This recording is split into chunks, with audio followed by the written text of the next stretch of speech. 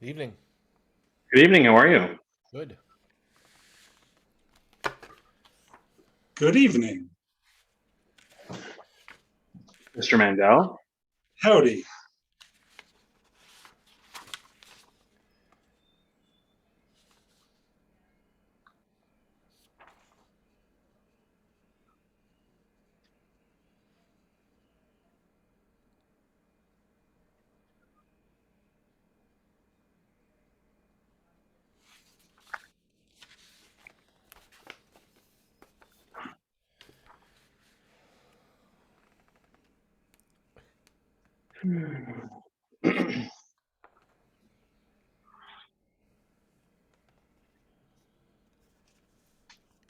Scott, do you recall the east and west boundary of the what is it, Bureau of Street Services project that's about to commence on Ventura Boulevard? No. Okay, let's see, pull it up.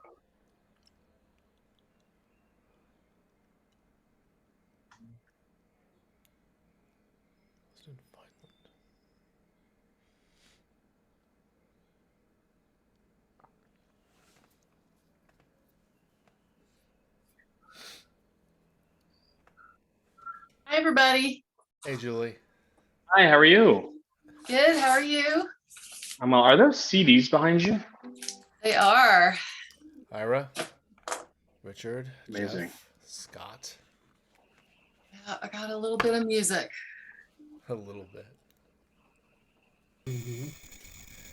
Randy, you talking about the main line, which goes Yes. on Ventura from Coldwater to Sunny Slope? Yep, perfect. Thank you. Brandon and Scott, I've made you co-hosts. Ira, I will make you a co-host as well. Thank you. Thank you.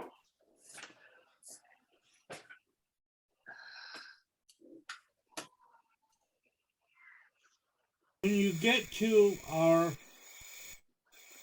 meeting about when the is concerned on today's schedule, I'd like to note that normally we get a much better deal from Roscoe's, the one that serves our board meetings. You know, they give us a special discount because we do, and it might be a good idea to add them to your choices. They're also, of course, Studio City based.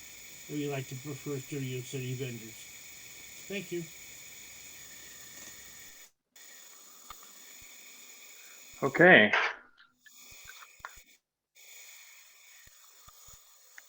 I think with that in mind, it is now 7:01. I think we just barely have a quorum, but I think we should get going just the same.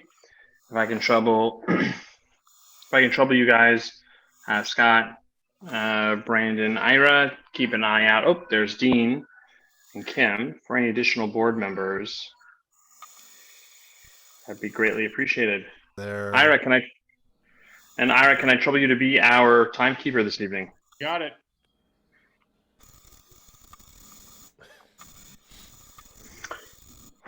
Okay. Good evening, everyone. It is 7:01. So this meeting is called to order. Brandon, if we can call the roll. Certainly. Kim Thank you, Clements. Kim Here. Clements. Here. Dean Cutler. Here. Randall Freed. Here. Ira Gold. Here. Jeff Hartwick. Here. JJ Hoffman. I see him on the attendees list. No, I do not. Not yet. Yeah, he may not be able to make it tonight. Okay. Julie Houlihan. Here. Lisa Karajian. Here. Laura Corian. Absent. Absent. Don't see her either.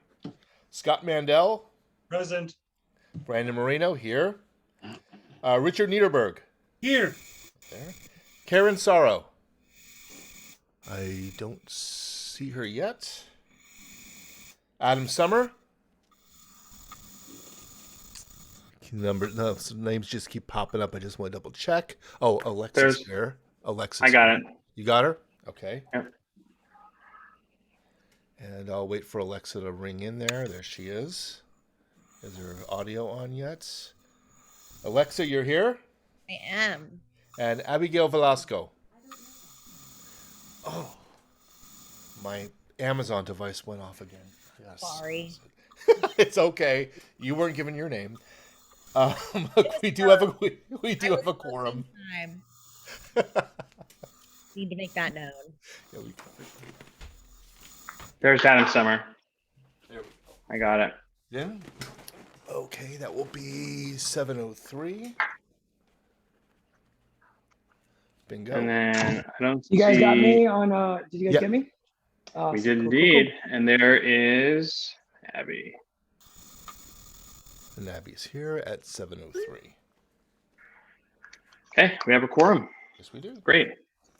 Moving on. Moving on to agenda item number 2, approval of the February and March minutes. Without objection, those are be approved, filed away. Hearing, seeing none. All that's done. Moving on, agenda item number 3, President's comments. So hi everyone, it's nice to see everyone. We've had a busy month, certainly with big turnout in terms of committee meetings to land use and sustainability. Not surprising because a significant project is before our community as it relates to the DEIR that was released in reference to the Harvard Westlake River project. That, of course, has a lot of attention, as it should. But before I get to that, agenda A, in terms of creation of an ad hoc committee, just a couple other items. One is a mainline replacement and service that's about to commence a 12 to 13 month long project by the city on Ventura Boulevard. Will be from Coldwater to Sunny Slope. And I think certainly, if you're interested in more info, feel free to reach out to the board at studiocitync.org. We can forward you information from the city. It's a big project that's going to cause a lot of traffic for the next year and is about to start. The next item is as it relates to Sportsman's Landing. Thanks to Scott Mandel and other members of the community reaching out to us and others reaching directly to Ben Besley, Midwood Development. And some of you may know there was an accident, which probably one of a few, I think, but certainly one that we saw in terms of people trying to turn left across Coldwater into the new Sportsman's Landing shopping center because there's no signal, the gates aren't up. They are trying to do their best. Midwood Development has submitted a plan to the city where they're going to move their gate arms significantly further into and onto, I should say, the property, so that in theory they'll be able to stack. What did you say, Scott? I believe it's 10 cars roughly. We'll be able to stack on the property, waiting to get through the gate before backing up. Scott and I both talked about how that's great. It will be an improvement, but potentially still not enough, especially once Equinox opens, which is now expecting to open somewhere in August. Back to agenda item 3A, creation of an ad hoc committee to review the Harvard Westlake River Project DEIR. If anyone is interested in serving on this committee, please email adhoccommittee@studiocitync.org. I've already received a handful of emails. And even before this meeting, I received people interested in volunteering. So thank you, Peter Cole. Thank you, Brandon Pender. Thank you, Chip Meehan, who has also accepted my request to chair this ad hoc committee. I know that you'll be hearing from him very soon, because there are a number of items and we have just under 3 weeks. As it relates to Harvard Westlake, I do want to say that while I applaud both committee chairs, Adele Slaughter and Lisa Karagian, on their meetings and giving the community time to talk about their opinions, their observations, their thoughts on such a large project, I just want to remind people that Harvard Westlake, though there are those who want to somehow lessen their stake as a stakeholder, that is not the view of the neighborhood council or the city. They are stakeholders, their families are, their students are, just as communities that we've heard from in Reseda and Encino and Sherman Oaks and all around us that come to know Weddington Golf and Tennis as a place where they go, and to say nothing, of course, of those of us who call Studio City home, whether we are renters or homeowners. We're all stakeholders and we all have an equal voice in this process. And so I appreciate you and thank you in advance for your involvement in the process. We want to hear from you. And most importantly, Kimberly Henry from City Planning should hear from you. And I think that information is up on our website, but if it's not, we will make sure that it gets up. So with that, that's all I have for you. Thanks for listening. I will also just say that I have to jump out at the middle point. Some point in this meeting, I have another meeting related to my work. I'll be back. Thank you, Scott, for your willingness to take the reins while I step out. So moving on to agenda item number 4, public comment on non-agenda items. Please raise your hand or press *9 to raise your hand if you are dialing in. Public comment is within the neighborhood council's jurisdiction and it's regarding non-agenda items, 1 minute per speaker. We will begin with Michael Kapolsky. Go ahead.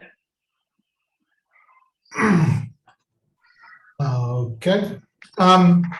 Just wanted to thank the Studio City Neighborhood Council for passing the motion to maintain the clearance at Coldwater Canyon and the 101 underpass. There is a grassroots effort and signatures of support that have been gathered. I think they're going to be sent to the council member this evening. We've set up a website. Anyone who needs information, it's Studio City Safe Exit. I'm sorry, it's not a website, it's an email, studiocitysafeexit@gmail.com. That's studiocitysafeexit@gmail.com. You can get information on that motion. There's 4 more critical exits in Studio City, and we urge the constituents to ask the Studio City Neighborhood Council to keep up the momentum until we're all safe. Thank you very much. Thank you.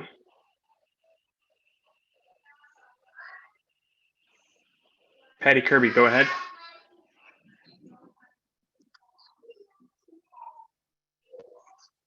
Having beautiful board member faces. Thank you all. I was just wondering if we could get the others that are on the call on the board to show their video. It's just so much nicer since we're not in person yet to see you all and experience your lovely pictures. So if you could do that, that would be handy. Thank you so much. Thank you.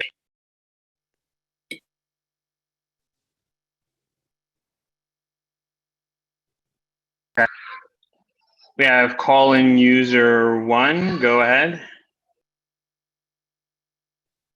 Well, thank you very much, Mr. President. We'll see if you're useful tonight.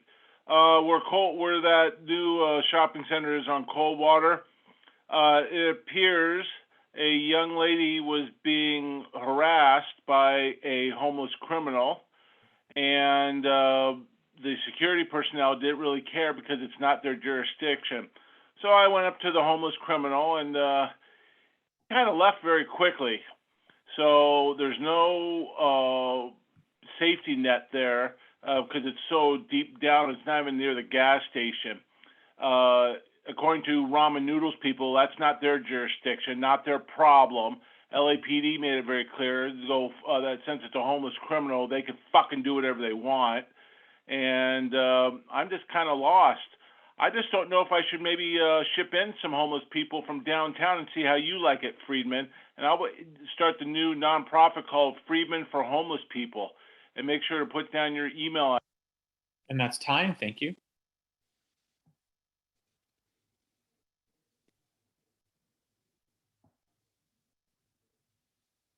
Goat Puppet Caruso, go ahead. That's right. Now, Scott, where was Lisa at her last commission meeting? She bailed. Yes. But Rick Caruso's not going to bail, because the first thing Goat Puppet's going to insist is that all these Garcetti appointees to all these corrupt commissions get the fuck out on day 1 and reappoint all new commissioners.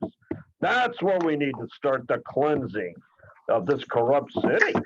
And finally, the asshole Paul Peppa Pig Koretz lost the endorsement of the Times. What? That's right. Too bad, Randy. Your friend isn't going to be endorsed for controller. So maybe we'll be rid of him. We'll be rid of Bonin. We'll be rid of Garcetti. We'll be rid of Karjakian. We'll be rid of hundreds of criminals on December the 1st, 2022, and a Republican. That's time. Thank you.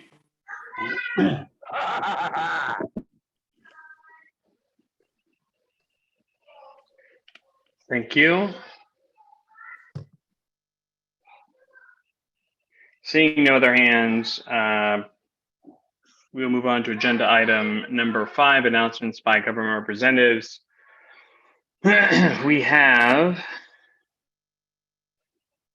Lorenzo. Was there anything you wanted to say or have to report?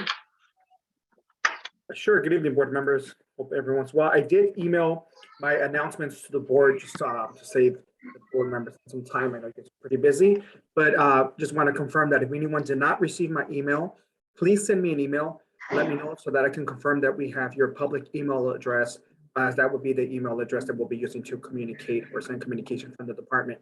My email address is lorenzo.briceño, BRICENO @lacity.org. So again, please let me know if you're receiving my emails so that I can confirm that we have your updated email address. And just quickly wanted to make some announcements as it relates to NC funding. On April 26th, the city clerk's office will be hosting an NC financial officer funding training from 6 p.m. to 8 p.m. for any board members who are interested. Additionally, they'll be hosting a funding program workshop on neighborhood purpose grants on April 21st from 6 p.m. to 7:30 p.m. And lastly, just the fiscal dates to keep in mind. May 20th is the final date to request an event approval. And June 1st is the final date to submit check payment requests. And June 20th is the final day for any bank card transactions using this current fiscal year funds. That concludes my announcements. If anyone has any questions, again, please feel free to email me or you can call me. Thank you. Great, thank you very much. Brandon, our Pender, our NC budget advocate, did you have anything for us? I did see your email come through. Yes, thank you very much, Mr. President, and good evening, board. I just want to give you some updates. I did send the email to you. I didn't have everybody's email address, so hopefully you can disseminate that to the rest of the board members. And but I'll give you a summary of what we're doing. Again, I'm not going to go through the preambles, so I want to save the time that I have to give you some some important information. But you can go to our website, which is the Budget Advocates with an S.org. That's Budget Advocates with an S.org, and you can go there and peruse our website. We do have our white paper that's going through its last phases of being prepared to present to the city council and the mayor. And also we're going to be sending copies out to all the different neighborhood councils to review. To let you know, today was the day that the mayor did release his budget proposal to the city council and to the budget committee for the city council. And so they're going over that right now, and there's going to be a lot of back and forth to that. But as of April 30th, which is on a Saturday, the neighborhood council budget advocates are going to be holding a summit to discuss, and it's entitled Thoughts on the Mayor's Proposed Budget. And you can join us at, it's an Eventbrite event. But I did send a link to my email to the president and to my other budget representative that you can go there and you click onto that and you go right to the Eventbrite site and you can register there via RSVP there and register there. And that way you'll get a direct link to go and to the Zoom meeting. You can participate because there's going to be a lot of Q&A on this. This event will be hosted by us, of course, but it'll be the main host will be Jack Humphreyville. So he's going to be chairing that session. And we're going to go over what the mayor has been proposing versus what we've had our recommendations on the white paper. So that would be very interested for anybody who's interested in participating in that and listening in. We're also going to be having our annual budget day, which is going to be June 18th. So we haven't put together our flyers for that just yet for registration and everything, but we're also putting together a list of people that are going to we've already talked to, and as soon as they confirm, they'll be the people that are going to speak on that day. So we're trying to get everybody within the city who has anything to do pertinent to the budget of the city of Los Angeles to make an appearance and give a speech for that. And also we have our breakout sessions for the different regions and the different for all the different re-elections for the budget advocates and stuff like that. I hope to be running again as a budget advocate representing you and as also your budget rep, and hopefully Lana Shackelford, if she wants to come back, if that is the wish of the president of the board. Another thing is that we're also going to be we also have up or putting up on our website, or should be pretty soon, the controllers event that we did host back on the 10th. So that's going to be up where if anybody missed that, that event that we had where we had all the seven nominees or who were running for the city controller. We'll have that up there, the entire town hall that we did, and that should be up very shortly for you to look at. And let me see what else. 1 second here.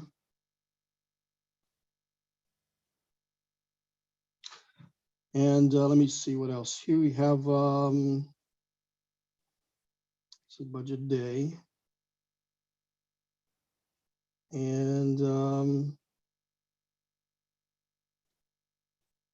anyway, that's pretty much it. But also,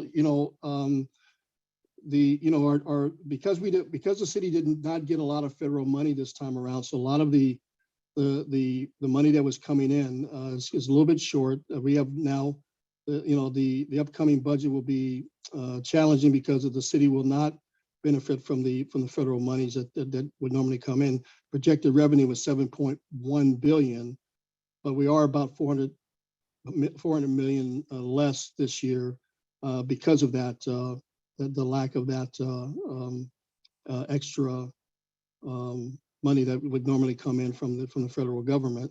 So a lot of that is kind of with a little bit of a deficit, but things are going somewhat smoothly. We still have a lot of challenges, and you will see based on our report in the white paper. Like everything else, the budget really is centering around mostly around public safety, and with the fire department, the police department, the city attorney's office, and the different budgets for the different departments, like the building, the department of the infrastructure. I'm sorry, it's kind of late for me, but the Department of Public Works and the other departments that have to do with the construction of our buildings and the maintaining of the city buildings and things like that.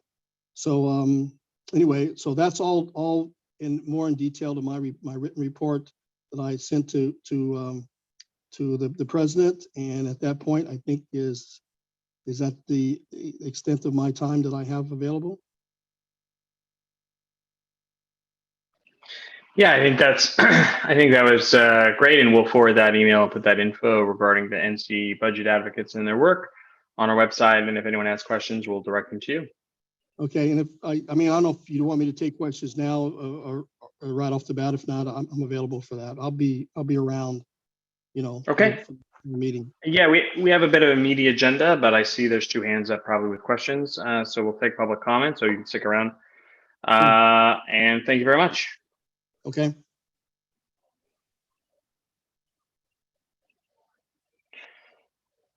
Public comment from call-in user 1. Go ahead.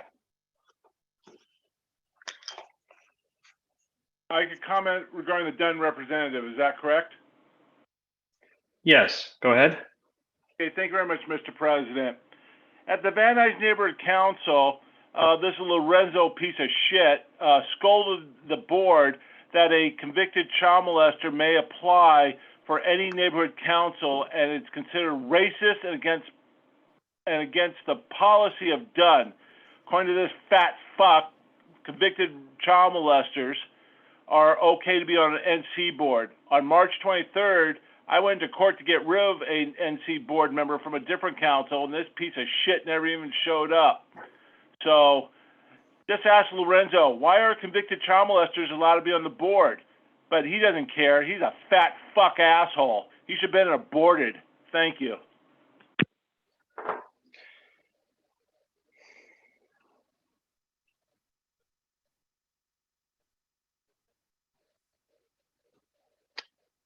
Good Puppet Caruso. Go ahead.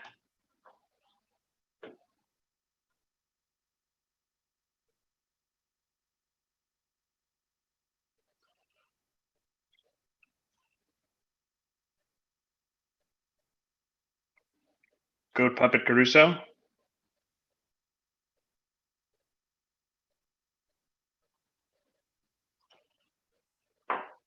He's muted. I see that. Last call, Good Puppet Caruso. Agenda item 5, government representatives.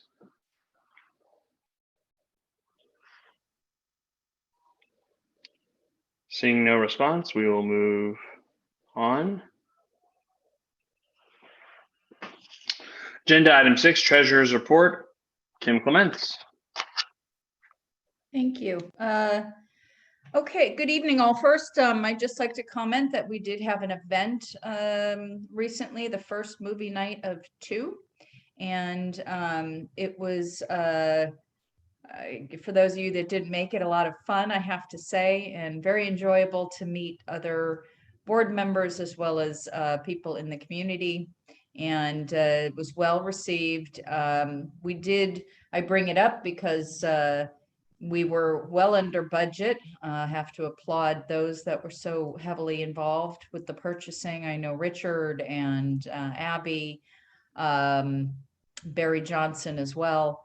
And think about what Abby felt leaving that evening was that maybe about $1,500 was spent. We had allotted, I think, $2,500 is what we had voted on. And so we're well under, and there were a lot of items left over that can be reused for the upcoming outreach at the farmers market at the end of the month or at the next event, so the next movie night. So we've got plenty left over, so we should come in under there as well, so that we will have additional funds left over from all of that. So that's good news. So moving on to the motions, start with A, motion, the board of the Studio City Neighborhood Council approves the monthly expenditure report for March 2022. And I believe I need a second for each of these. Can I get a second? I'll second. Thank you, Brandon. Okay, we'll go to public comment on the monthly expenditure report that Kim just referenced. Would you like me to post these or to share the screen on these or no? Sure, there's no harm in that. Okay. And the participants go. Not seeing any hands. Public comment is closed on this item, and we'll go back to the board.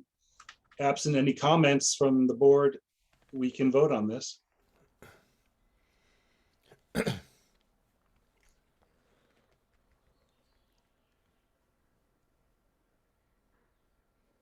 No comments.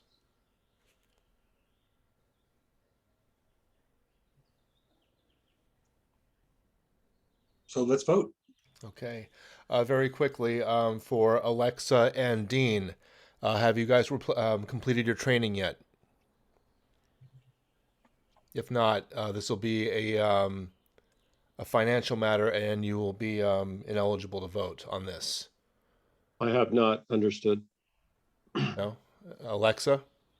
No, did we get a link for that? I don't know. When Randy comes back online, we can ask, but I don't know. We keep asking Dunn, and I don't know what's going on. But for these treasurers, for these motions on 6, both Dean and Alexa will be ineligible, and Laura is not here, so it won't matter there. So Kim Clements. Yes. This is for 6A, by the way. And Dean is now ineligible. Randall has left. He's absent right now, Scott? Correct. Okay. Ira Gold. Yes. Jeff Hartwick. Yes. Julie Houlihan. Yes. Lisa Karagian. Yes. Laura is absent. Scott Mandel. Yes. Brandon Marino, yes. Richard Niederberg. Yes. Karen is absent. Adam Summer. Yes. And Alexa is ineligible. Abigail Velasco. Yes. Okay. Motion passes. Great. Okay, thank you. Going on to 6B, motion, the Board of the Studio City Neighborhood Council approves the Neighborhood Purpose Grant NPG request in the amount of $5,000 for the Community Disaster Preparedness Foundation to support the purchase of 2 Community Emergency Response Team CERT Staging Area Disaster Kits, previously approved by Board March 2022. And I will just note, if it's all right, that this was just the funding for such, payment for such was turned down by the LA City Clerk's office because the motion did not include the cost. So it had to be rewritten. So that's the only reason it's here again. Great. Thank you, Kim. We'll go to public comment. We need a second on this first, don't we? Oh, Sorry. Second. Who seconded that? Who was that? Jeff. okay. Now we'll go to public comment on what Kim just read. If you're in attendance, please raise your hand. And you have 1 minute. Goat, Puppet Caruso. Go ahead.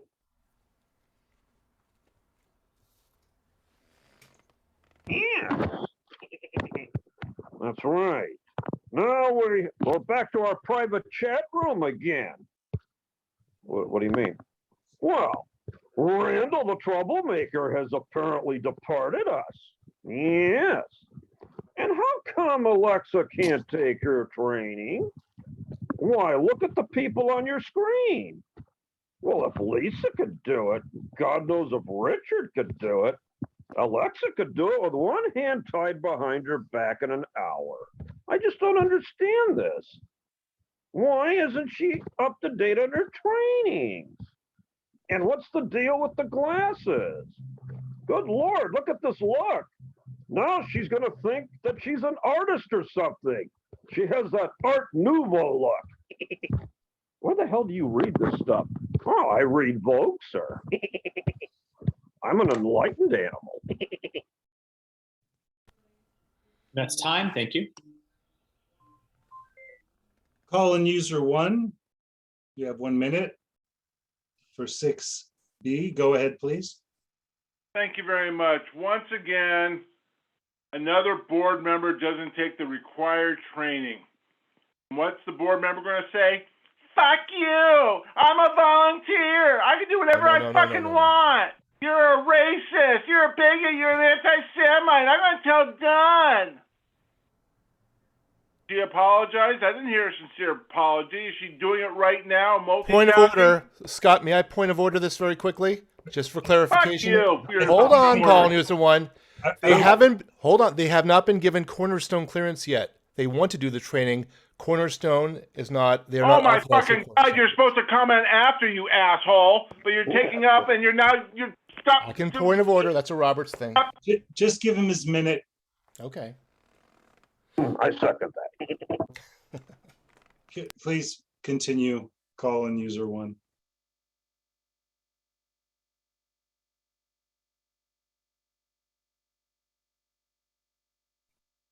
Okay, we will now move on to Lana Ford. Go ahead, please.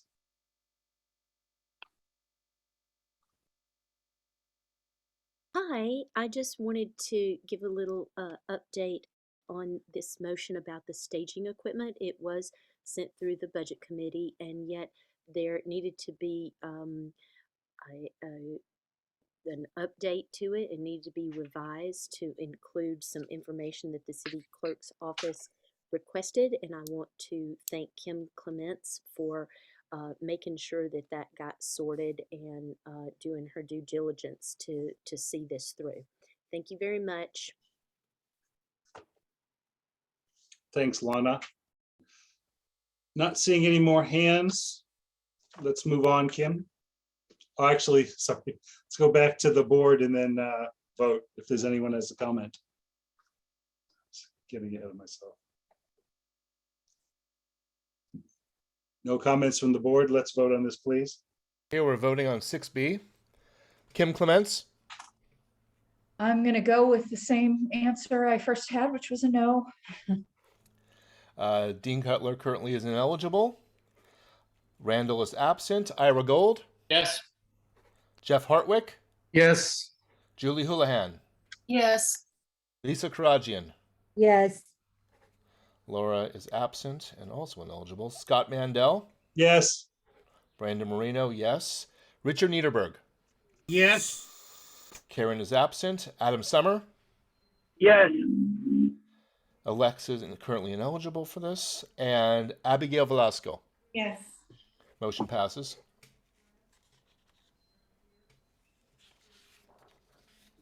Okay, and on to the final C motion. Board of the Studio City Neighborhood Council approves reimbursement to board member Richard Niederberg in the amount of $283.09 for the purchase of beverages and snacks for the then upcoming April 13 movie night event. The purchase was made at Costco, which would not accept use of the Los Angeles City credit card. Really? Why? I'm not sure. Maybe Richard can answer that one. Hold on, I'll second that first, then we'll go to the floor for Oh, discussion. thank you, Brandon. Great, thanks for the second. If there's anyone who wants to do a little explanation, then we'll go to public comment and vote, but it was pretty self-explanatory. Costco didn't take the card. We'll go to public comment now on this item. If you'd like to speak on it, raise your hand, call in user 1, go ahead. Mr. President, why don't you ask that fat fuck from Dunn why it didn't happen? And he'll probably say, I'll outreach later and it's not my job, it's the city clerk, and go fuck yourself. That's what that fat fuck's gonna do. I don't know how to do that.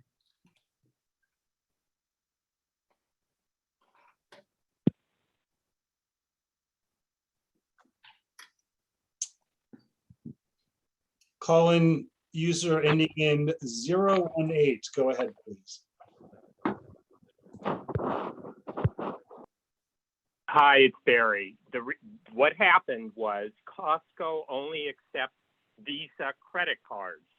Our card is not a credit card. I thought it was a debit card, but it actually says purchasing card on the actual card. It works the same as a debit card. When it's used, the money, Costco gets the money right away, but Costco's system did not consider it to be a debit card, even though they didn't consider it to be a credit card either. So thank you to Richard for paying for this. We may have to do this again for June, but it's worth doing it because we got much better buys on stuff for all of this stuff that we could get there than we would have at Smart and Final, where we only bought like $50 worth of stuff. So this was, we learned. That's time. Thank you. And I see one more hand. Goat Puppet, Caruso. Yes. Yes. Oh, god damn. You can't tell the difference between a debit card and a purchasing card? I'm afraid somebody might have been using a gift card.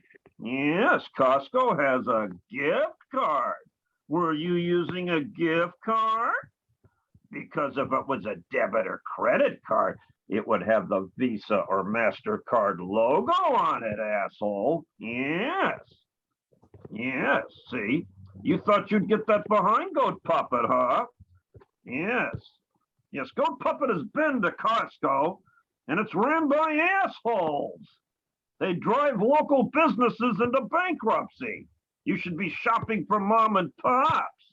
That's what NC money should go to stimulate the economy, not give evil corporations a bunch of money. They have enough. That's time. Thank you.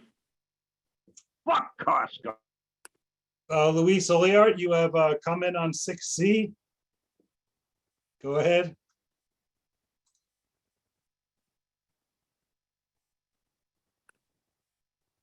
I have no comment, Scott. That's an error. Oh, okay, great, thank you. Seeing no other hands, let's move this back to the board. And Abby, you have something to contribute to this item? Thank you, Scott, for your time. As the vice chair for the Cultural Affairs Committee, we had an approved budget for $500 total for drinks and snacks for our community. I could say that Richard did a wonderful job shopping out of his precious time, volunteering his time for our community. And he did shop around to Costco and also Smart and Finals. He did take his time to shop for the best prices, again, for quality snacks for our children and families as well. Low sugar and basically low sugar and just quality food. The budget is, it was a lot lower than expected. So it was not, as you can see, the budget that was projected, it is a lot lower. And I'm happy as a vice chair, I am happy to report that he did a great job purchasing those snacks and taking that time out of his precious time from his family, away from his family to go shopping. So I strongly support reimbursing him for this, for the money that he spent out of his own pocket. So thank you, Richard. And thank you, Scott. Very help too. Thanks for those kind words. I'm sure Richard appreciates that. Let's vote and get him his money as soon as possible. Of course. Okay, we're voting for 6C. Kim Clements, Yes. Dean Cutler, ineligible. I know I keep saying that. I'm just doing that for the people who are currently on the phone that can't see us. So Randall is absent. Ira Gold. Yes. Jeff Hartwick. Yes. Julie Houlihan. Yes. Lisa Karagian. Yes. Laura is absent. Scott Mandel. Yes. Brandon Marino, yes. Richard Niederberg. Yes, as long as it's not a conflict. I don't believe it is. Karen is absent. Adam Summer. Yes. Alexis ineligible, and Abigail Velasco. Strong yes, and I appreciate Richard's time to do this for our community. Thank you, Richard. Motion passes. Great. Let's move on to item 7 from the Sustainability Committee, and let's hear from Adele. Hi, hi, everybody on the board. Thanks for all the work you do. Do you mind if I go to motion C first? No, I'm sorry, D first. I have someone on the line. I can explain it, but not as well as the person on the line. His name is Michael Snyder. Do you mind if he explains it? And let me just tell you one thing. When I gave this motion to Randy, I had links included, but it somehow got lost in the translation. So you didn't get the links. So if this guy could just, verbally explain it, that would be great. You could read the motion first and then okay, go from there. Yep. Motion D.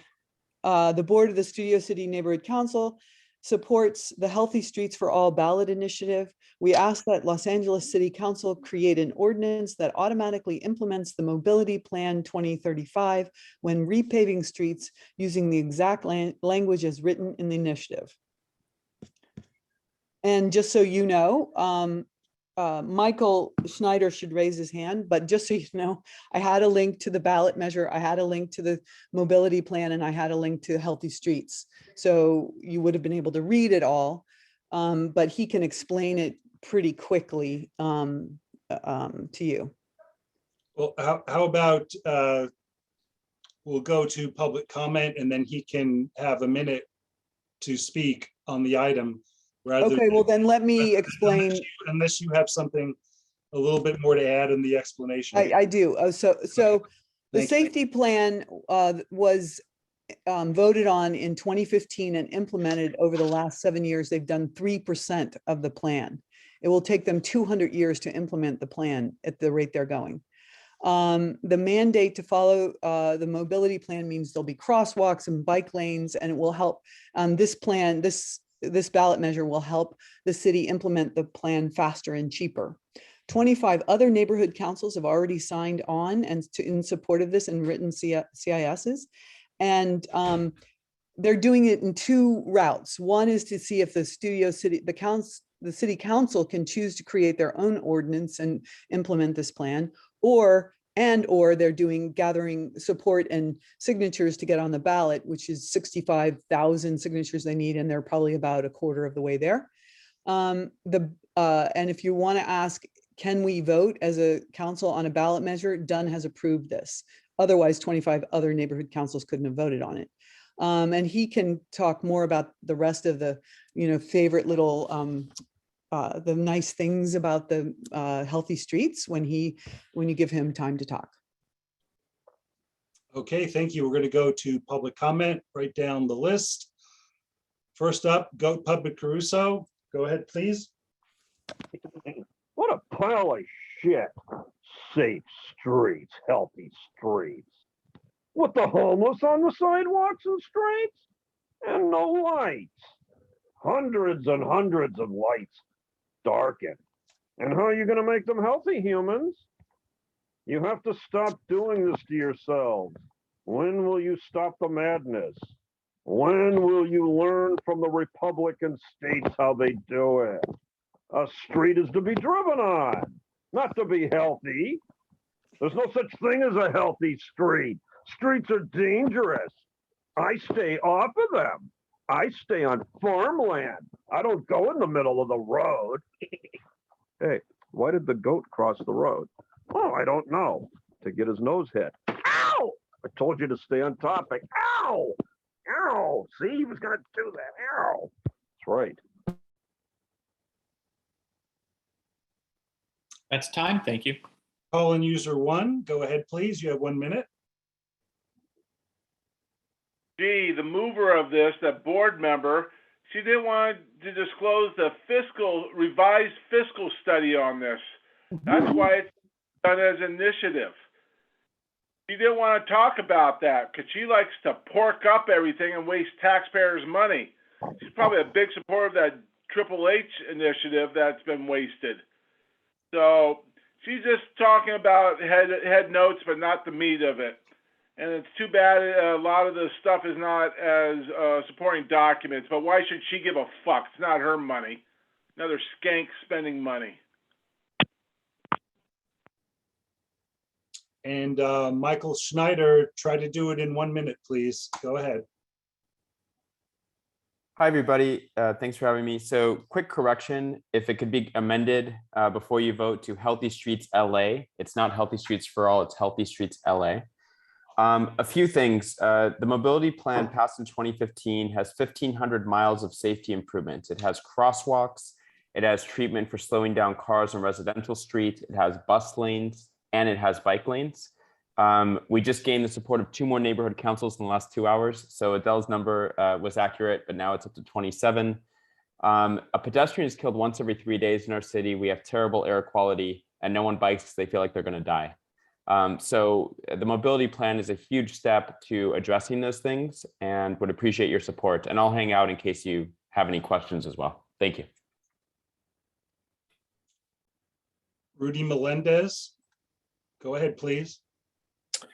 Hi, thanks, Scott. Good evening, everyone. I just wanted to encourage the board to support the mobility plan as a cyclist with a garage full of bicycles. We need to find ways to keep cyclists safe on our streets and also encourage infrastructure along the LA County flood control channel, the North Brand Tahunga Wash, the Pacoima Wash, the Silmar Wash. This concept is, polarizing in some cases. Oftentimes I hear cyclists being vilified. I hope that this board will come together and see the greater good of this project. And, we want safe streets for everyone, including motorists, pedestrian, equestrian, and cyclists. Thank you very much. Thank you. Not seeing any more hands. Let's go to the board for discussion. Who has anything to say on this item? Jeff, please go ahead. Oh, your hand went down. There you are. Unmute, please. I unmuted, thank you. A concern I have is that this plan is going to be a fixture in an ordinance. And what if there's no money available to pay for some of these enhancements? It's still required under the ordinance. And further, there's an enforcement provision. It states an individual residing within the city may bring a civil action to enjoin violations or compel compliance with the provisions of this ordinance. And the court may award a party who prevails in any civil action authorized by this ordinance his or her cost of litigation, including reasonable attorney's fees. So if the city doesn't do a certain stretch of enhancement, a member of the public could file a lawsuit and force the city to do so and get attorney's fees. So this opens up the city of LA to thousands, potentially thousands of lawsuits and lots of damaging judgments against the city, which I think is not a good thing. So I'm concerned about this being a trial lawyer bonanza, this enforcement clause. And I'm very concerned about how we get to the mobility plan if the funds aren't there. If there's another pandemic or business is down and the coffers are, aren't full, how are we going to pay for this stuff? So those are some concerns I have. Thank you. Richard? Yeah, well, I agree with Jeff saying, but I'd like to add one more thing. It would be very nice if motor vehicles, including motorcycles, cars, and everything else known to man, since they're paying for it, why take away one of their lanes? That's all. Everything else is fine with the whole ordinance, including stuff along the river. I just don't like taking away commercial traffic from commercial vehicles. Ira? Do we need to make a motion to make the amendment? Because if it's incorrect the way it's written, if we vote on it the way it's written, don't we need to correct it? So I motion to correct the amendment to, if you could please, Michael, if you could just chime in real quick, just name the actual, the correct title real quick. Healthy Streets, LA. Healthy Street, LA. Healthy Streets, plural, LA. I make a motion to correct the name to Healthy Streets, LA, the relevant portion, if I'm doing it correctly. So that would probably be a friendly amendment for Adele to accept. I accept. Sure. Thank you. You can also address some of the questions if you guys want. Yeah, unfortunately, we're not going to be able to do that now because of the agenda rules. I'll go last with my comment here before we make the amendment. Julie, go ahead, please. You have to unmute, Julie. Thank you. Hold on 1 second. Did somebody second that amendment? She accepted a friendly amendment. Adele accepted a friendly amendment. Just a typo, right? Yeah. First, I just wanted to say healthystreetsla.com. If anybody wants to cram really quick and try to look at this, there's a website, which I'm looking at now. What I'm not understanding is how this is funded. I know that this was, some type of a measure that was passed that we were supposed to do this and it's not happening. And now we're trying to do a ballot measure to make it happen. I'm a little confused about the funding. Can I just say, it's funded by the repaving of streets, which they're going to do anyway. And when you repave, you have to restripe. And when you restripe, they're gonna restripe and add all the lanes and so forth. And you can see it, if you go on that website, you can see it on, there's maps and they show you, and there's a slideshow, which I have up on my computer, I could show you, but so the funding is already there.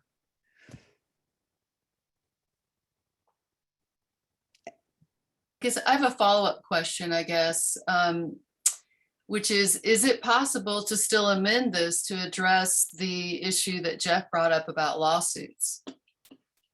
That's probably a question for Michael. I don't know. Well, we're going to be completely rewriting the motion. I also have a question about the wording. Okay, so we know that I guess somehow the links were not included. This is there's some substantial documents. There's a 200-page mobility plan, and I would like to know why, when this was adopted back in 2015, the city is so slow doing it. Is it the cost? Is it simply too difficult for the city and they have to be forced? I wish we had a little more information on that. Also, it reads to me like this motion is supporting two separate things. It's supporting the ballot initiative, and it's asking that the city council create an ordinance that implements the mobility plan using the exact language as written in the initiative. So is that a backup in case the initiative doesn't pass? Because the initiative passing creates the ordinance. So you don't need the city council to create an ordinance with the exact language of the initiative. So I think there's a construction issue here with the way this is written. Does anyone agree with that? Jeff or Ira, Brandon? I can address it if you want. Sure. First of all, the reason that it hasn't been done is the dysfunction of the city, just how dysfunctional the city is, and that there's certain ambivalence on the councils, with the council. And yes, it is supporting both an initiative and asking to create an ordinance, because they're doing a parallel process. Both the council, the city council does not need voters' permission to adopt this. But if they don't see their way clear to doing it, then if it's on the ballot, voters can vote for it. So because the city council can short circuit the process, and so they are intentionally working both roads, as you will, not to use a pun or anything, but both lanes of the road. So in terms of, I don't really understand. I don't want to speak to anymore because I don't understand it. So just to be clear, this if the city council passes an ordinance before the ballot measure, you don't need the ballot measure. If the ballot measure fails, you want city council to write an ordinance exactly like the failed ballot measure. And then this would then be tied to the 200-page mobility plan along with the Vision Zero plan, because the mobility plan had been amended a couple times, and one of them was the mayor's Vision Zero, which didn't get a very good write-up in the LA Times just recently. So I guess, so where are we now? It's been friendly amended to correct the typo of Healthy Streets LA, and that's it. So we're ready to go to a vote, I guess? And it didn't get a good write-up because they weren't implementing the plan. Right. So. Yeah. Yeah. Brandon, please. I just get a feeling we don't have enough information to vote on this right now. I'm sorry, Adele, but I think it should be sent back to committee. I really do. There's a lot. Obviously, the link was missing, so stakeholders didn't have a chance to click on a link to get better educated about this. And also, with Jeff and with Richard saying, there's a lot of information that's missing from that. I'm not blaming you for this, but I think there should be clarifications. It's not just the Healthy Streets LA thing. That's a clerical thing. But the whole thing about the money and a lot of other things going on, I just really think this should be sent back to committee for clarification.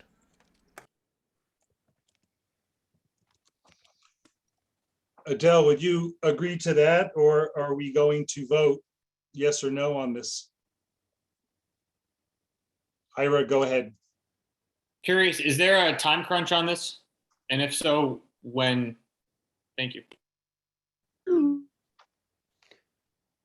I guess, yes, it's currently active at council. Okay, it's my understanding there's no council file on this and that this is out for signatures. It's a proposed ballot measure and they're still collecting signatures. So from my understanding, it's for the November ballot. So I'm not sure what the cutoff date is for the signatures, but May 27th is the cutoff date. okay. Maybe you should just go ahead and vote, and if it fails, it fails. What kind of, I don't, it's not really I don't think it's that complicated. It's, and one of the other things I just want to say that, as I understand it, is, the slow streets that we have in, around the triangle, the Golden Triangle across from Carpenter Avenue School, they're going to implement those all over the city, and they're going to try to connect slow streets so that the streets are safer. And so that's what this is about. This is about getting safer streets for bikers, getting safer streets for pedestrians, and slow streets are an example of the mobility plan's neighborhood enhanced network. So that's what this is all about. And I'm really sorry. I really, really did have the links so you guys could have seen all of that before. It's very frustrating. So, and I'm trying, if you could, I could do a slideshow, but I don't really want to take up the time. We've got a full agenda, and so. Julie, you had something else to add? Yeah, I think this is just a tough one, Adele, because through no fault of your own, we don't have the information. And I want to support safe streets. I'm looking at the pictures of how much better it looks and how much more clear it is. You take your life into your hand every time you drive or walk in LA or ride a bike. It's very scary on the streets. So I want to support it, but I do feel torn about not fully understanding what's going on here. And Abby? Hi, Adele and all. So as always, I'm a great supporter for safety. Safety is my main priority. And as always, I support safety. But I feel that I need a bit more information and probably more visual. If I know presentations take a little bit more time out over time, but I have done it as a vice chair, send presentations beforehand so the board can understand a little bit more about especially complex subjects, and maybe it may not be as complex as a chair, but as a committee and stakeholders, it might be a bit complex. So I'm not sure, even though I'm a great supporter for safety, I don't know right now. That's all. Over. And Kim?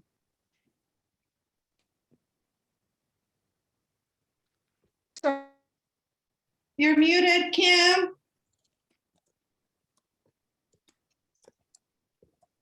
There we go. Apologies, I was having trouble, clearly.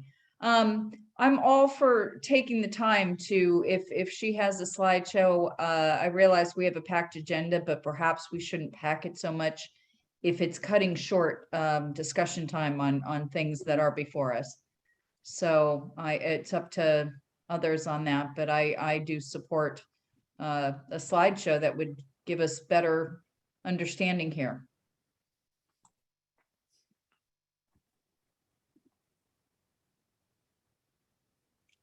Abby, you have your hand back up? I'm sorry, Adele, if you need support with creating slides, I'm happy to help. That's all. I have a slideshow. There's a slideshow on the website here. Healthy Streets, LA. I could show it to you right now. I mean, Concise, straight what? to, maybe concise, straight to the point, not a lengthy one. Like, Yeah, I could run through it.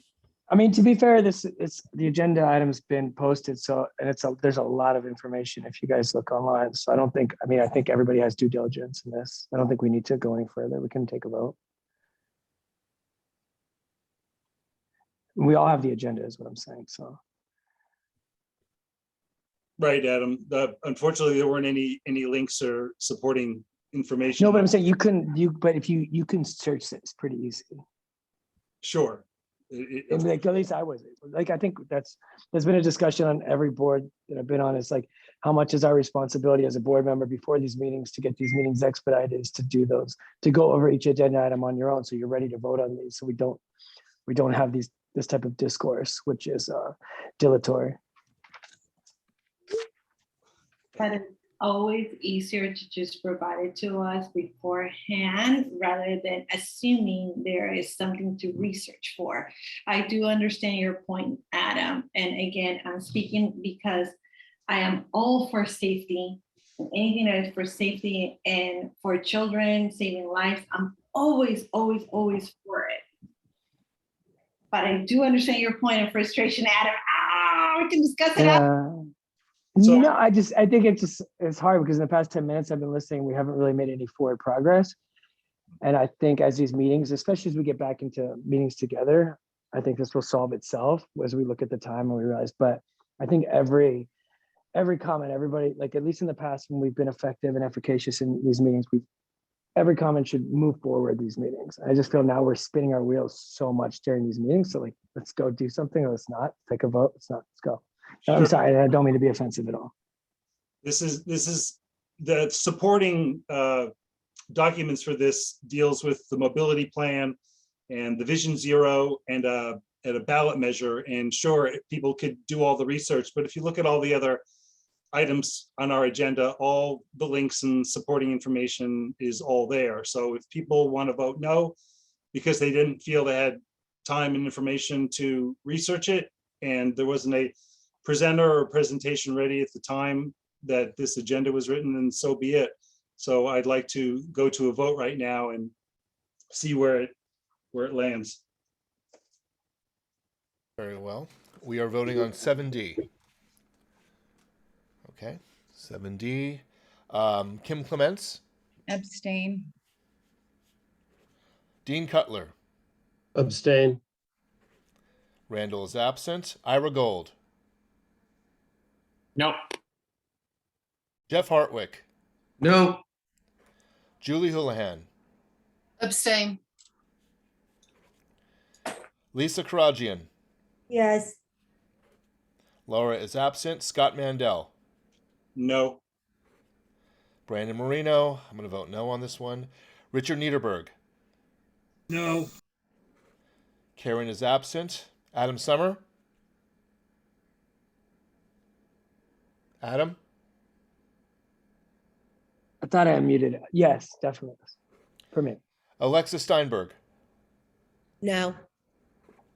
Abigail Velasco. Abstain. 1, 2, 3, 4, 5, 6.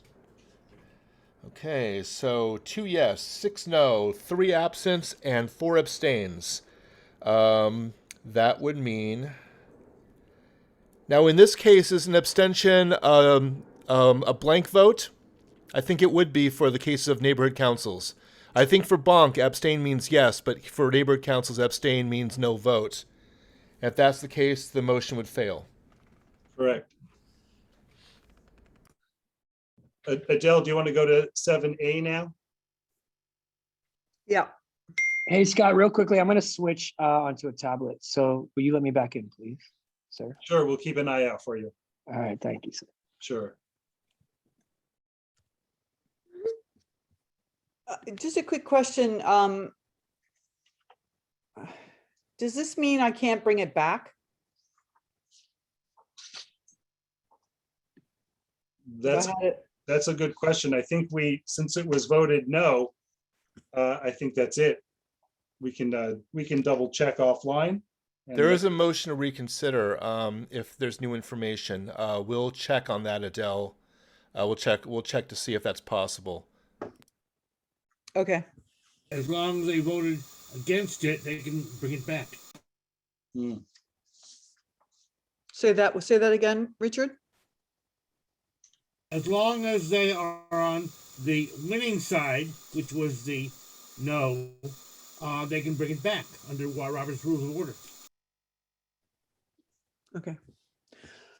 Okay, so motion A, I'm not even going to read it because is Diana Nicole on? Can she just explain what's happened with this SB 1404?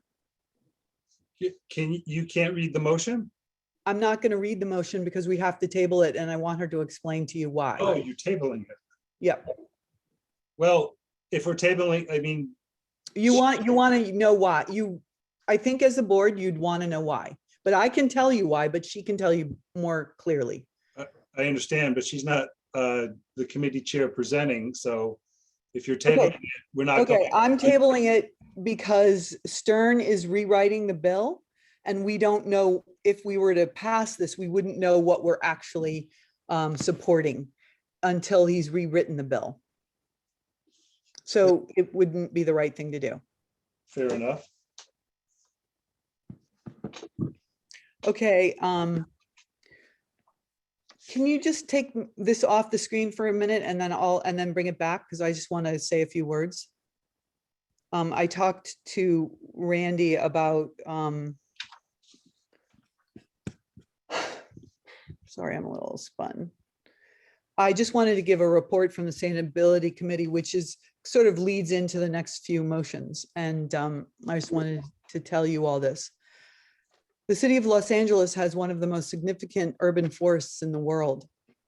90% of our trees in the city of LA grow in residential yards, according to a 2019 report from City Plants. Biologist Carrie Zitter from the University of Wisconsin-Madison found that over 40% tree cover is needed to reduce temperatures 10 degrees, which can be the difference between life and death in a heat wave.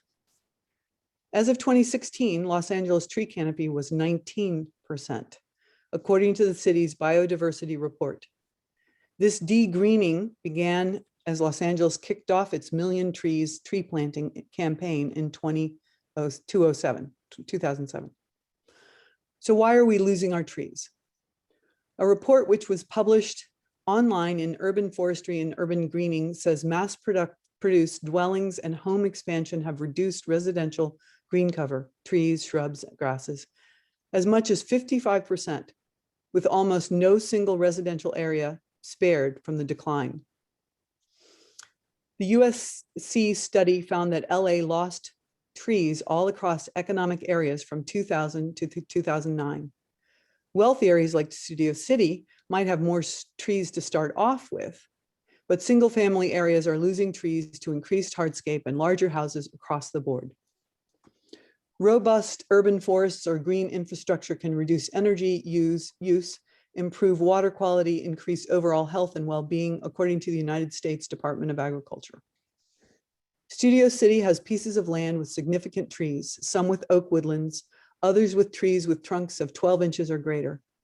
And while planting new trees is a critical part of reforestation, the new young trees will not be able to provide the same benefits our 70 and 100-year-old trees do for several decades. It's important to recognize that the goals of sustainability are aligned with public health. Protecting our existing green cover in Studio City will help our community stay cooler with cleaner air, less pollution, and be a healthier place for all our stakeholders. This is why Sustainability Committee is focusing on the urban forest. And with that, I can go to the motions if you want to put it up again. Thank you.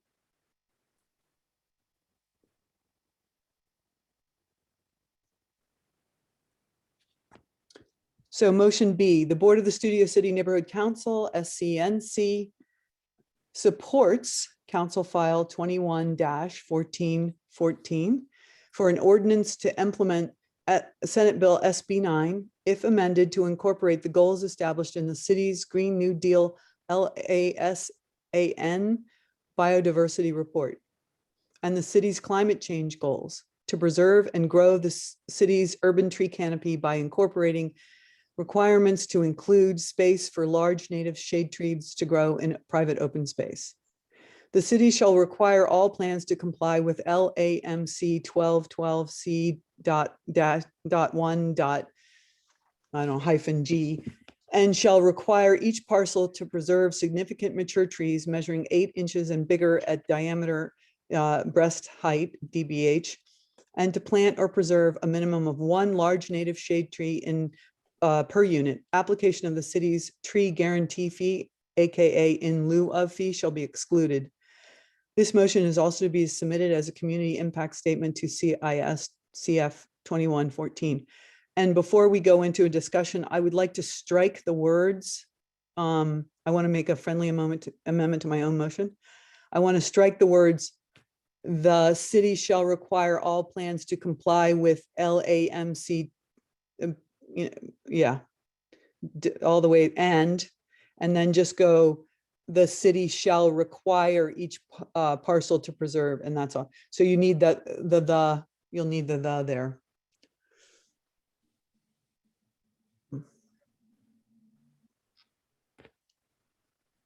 So it goes from city shall require all plans all the way to the end. I want to strike that. Not all the way, no, all the way to the end, all the way to the AND, not END. So we're Right, striking. So we're right before the striking. word Hold on. shall. Hold on. Let me clarify this. I'm the secretary here. I'm writing this down.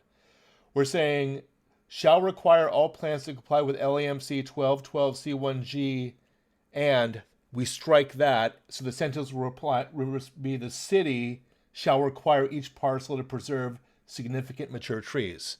Correct. Correct. Got it. Okay. Public comment on what we just heard. Goat Puppet, Caruso. But how are you going to save the urban forest, humans? The homeless are burning all the trees down. You have to deal with that.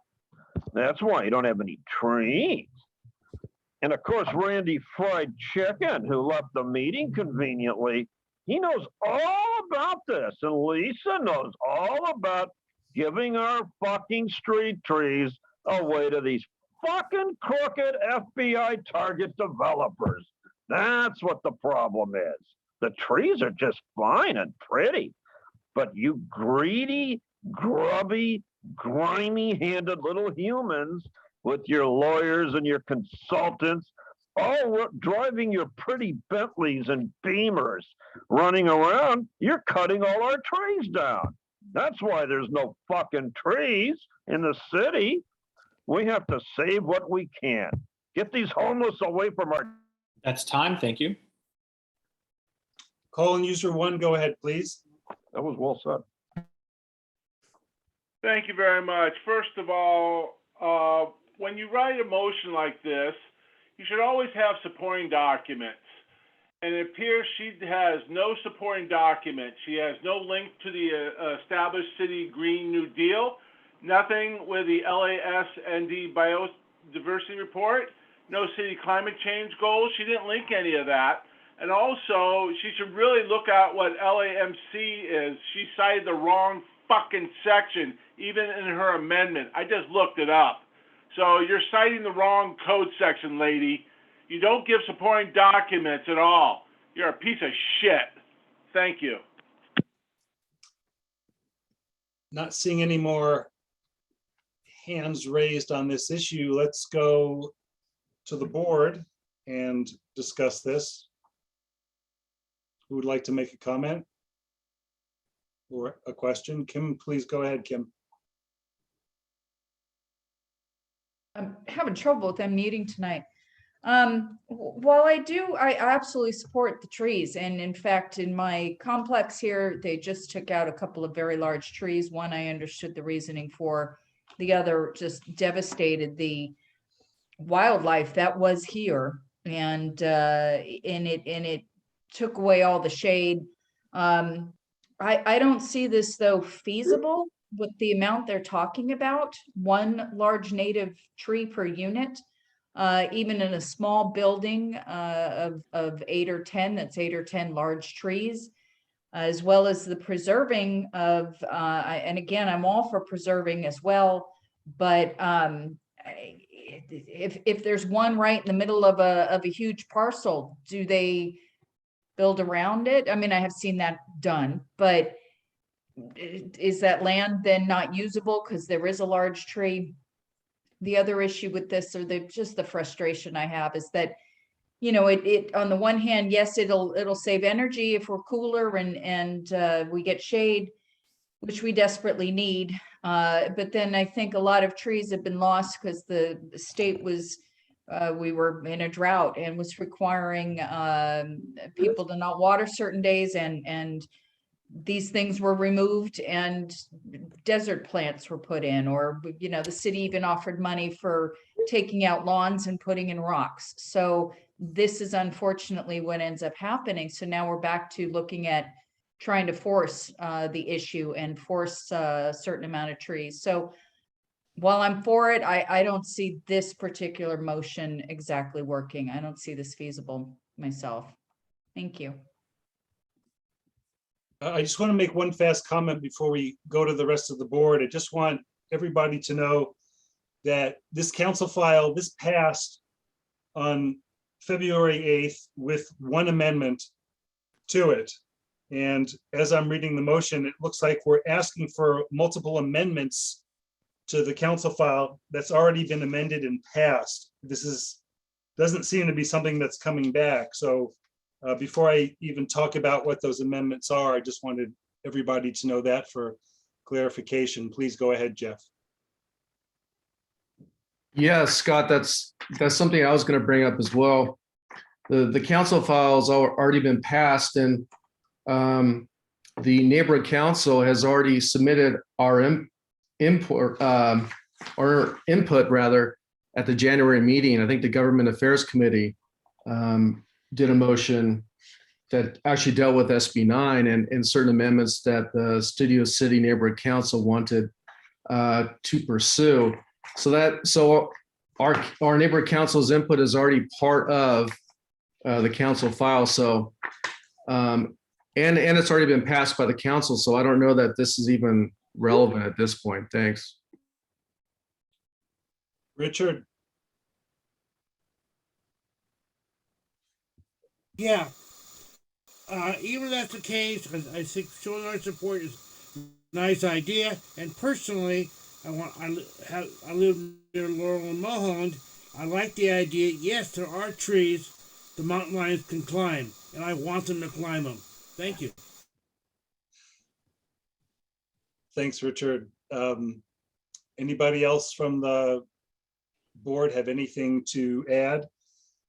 I just want to add two things. One, these motions have been on the board meeting for like 3 months. That's partly that's why it didn't get in before the vote, but also, and I think Barry said this at the last meeting, that sometimes even though something is passed, you can submit a community impact statement because you want to let the city council know what we are thinking about or the kinds of things we'd like to do. I mean, if we want to save trees and if we want to do that, that's why we're putting these motions forth. And also, it was on the agenda like 2 months ago. So just so you know. Fair point. Thank you.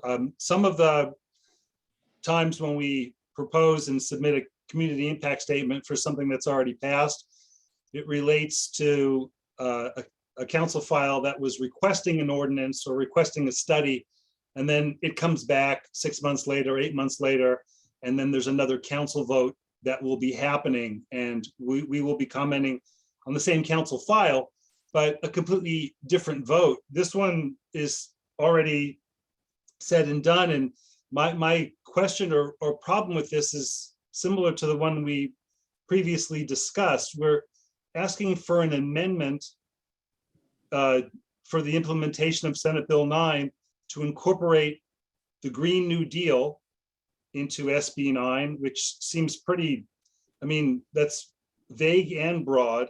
And then we're asking to amend for the biodiversity report, and we're asking for an amendment to include the city's climate change goals.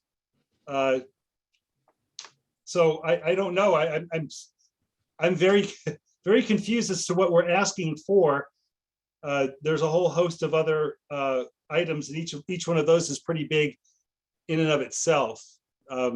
If you had something you could maybe add to that before we go to a vote.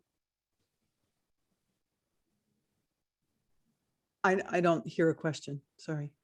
Oh, we're asking for amendments to the implementation of this council file that it includes the goals of the Green New Deal. That I was saying that seems awfully vague, in a biodiversity report and a climate change goal. So if anyone had anything to add, I think maybe we can then just go to a vote on 7B. Nobody else? Let's vote. Okay. We're voting on 7B. Kim Clements. No. Kim, what was that again? No. No? Correct. Okay. Dean Cutler. No. Randall Freed is absent. Ira Gold. Yes. Jeff Hartwick. No. Julie Houlihan. Yes. Lisa Karagian. Abstain. Laura is absent. Scott Mandel. No. Brandon Marino. Yes. Richard Niederberg. No. Karen is absent. Adam Summer. Oh, Adam has not returned. He will be absent until. Oh, wait. He was going to attendees, and we're supposed to look for him to let him in. There he is. Okay, hold on. I just promoted him. Sorry about that, Adam. Adam was not here for the discussion, though, was he? Adam, were you listening on the discussion? When you promote, it kicks you out and brings you back in. So you got to give him a second. Adam, were you listening in on the discussion? Did you hear everything? No. No, I abstained, but I was. Okay, abstained. Alexis Steinberg. No. Abigail Velasco. Abigail, you here?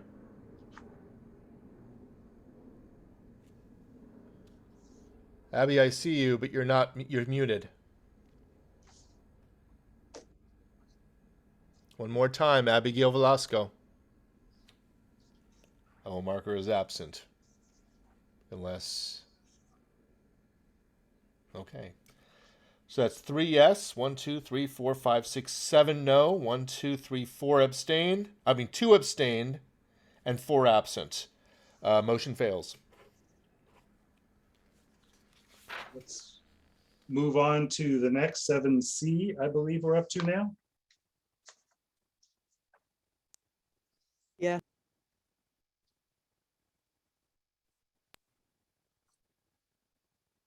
The Studio City Neighborhood Council strongly supports the Council File 21-1470 for an ordinance to amend the city code to ensure the city provide the right of first refusal for the purchase of city-owned surplus property in the Santa Monica Mountains to the Santa Monica Mountains Conservancy as required by state law.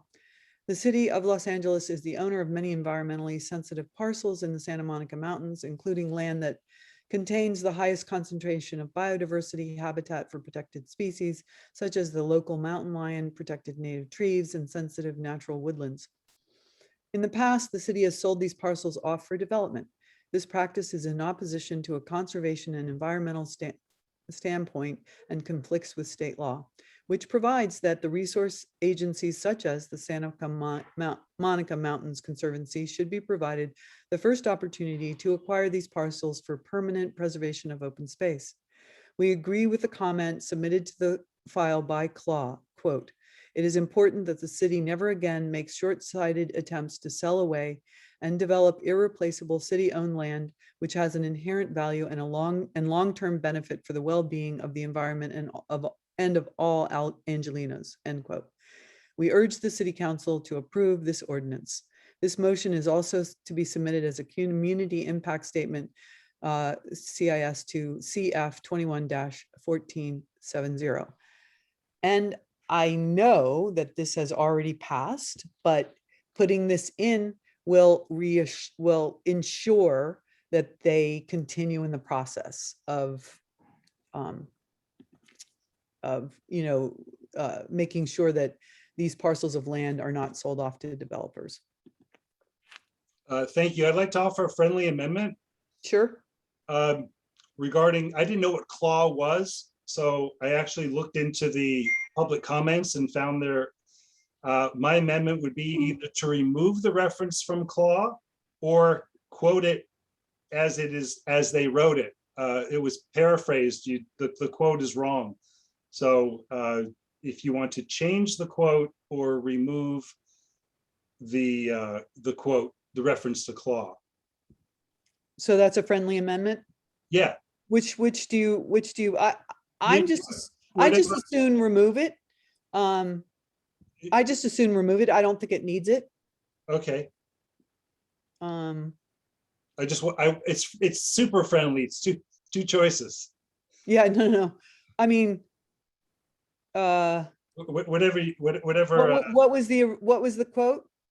The quote from Claw is, "It is important that we have a fail-safe program and never again make short-sighted attempts to sell away and develop irreplaceable city-owned land, which has an inherent value and long-term benefit for the well-being and environment of all Angelinos."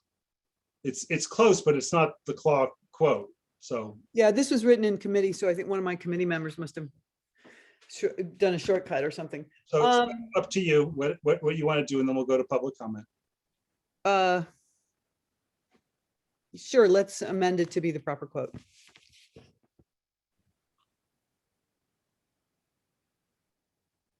Okay. Brandon, did you want me to read that slower? No, you just have to read the beginning. It's important that the city, that obviously that's changing. I think after the word make short-sighted, everything else is correct? It's everything before short-sighted. It is important that we have a fail-safe program and never again make short-sighted attempts to sell away and develop irreplaceable city-owned land, which has an inherent value. Is the rest of that the same? Yes. Okay. Very good. Brandon, tell me when you've got it, and then I'll go to public comment. I'm good. Great. For what we just discussed, Goat Puppet, Caruso, 1 minute. Go ahead, please. Yeah. Yes, and I appreciate you reading slower. As you know, there's a lot of mental deficiency here on this call. Most of you are registered Democrats. That's prima facie evidence of stupidity. So you should read it smaller. Yes, and put it up on the screen in 16-point type as well. No, that's not going to help. Why not, human? Because they can't read. Oh, right. The verbal skill. Yes, that's right. And I notice Richard has his hand up. So I will yield the rest of my minute because I know he will take at least 15 minutes to explain. And Richard, you have to take your finger away from your mouth and nose, please. It's rather offensive. Call in user one, go ahead, please. Mr. President or Chairman or whatever, you have a little Ronzo on the phone. Van Nuys tried to submit a CIS on a expired or a not expired, a past motion, and he said per Dunn's policy you can't write a CIS. So why don't you ask that fat fuck for his position?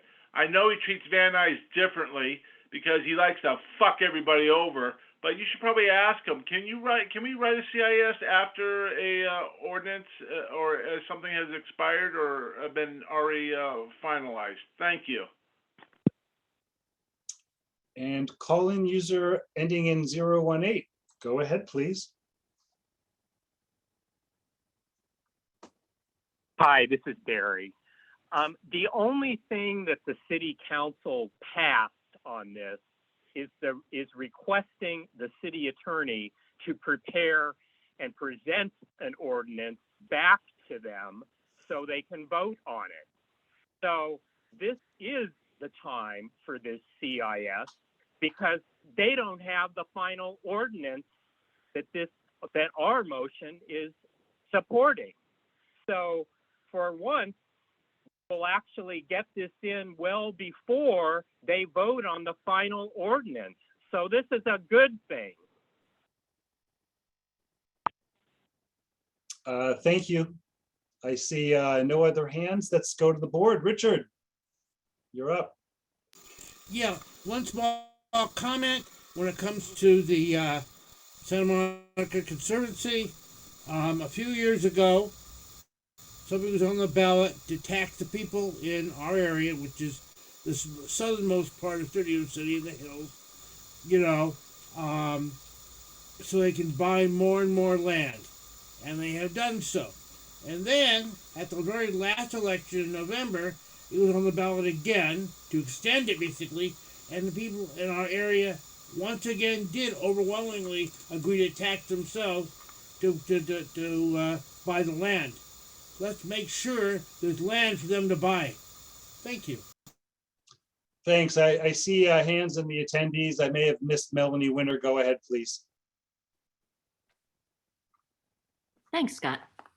Yeah, I'll just say, when the city owns a piece of land and we can preserve that piece of land, be it in the mountains for critical habitat or be it in the urban core, in the valley floor, I think offering it up for conservation to a conservation entity that is encouraged to do so and have first right of refusal by state law, the city absolutely should have an ordinance to do that. Our ability to figure out how to adapt to climate change, which is going to mean balancing housing and critical open space and shade and cooling needs. This is a big challenge for us. And every mechanism we have, and this is a simple one, there needs to be much more conversation about how we're going to increase tree canopy and provide for adequate open space while we're meeting housing needs at the same time. But when the city owns land and a conservancy is willing to purchase it, they should have right of first refusal. And this is a slam dunk.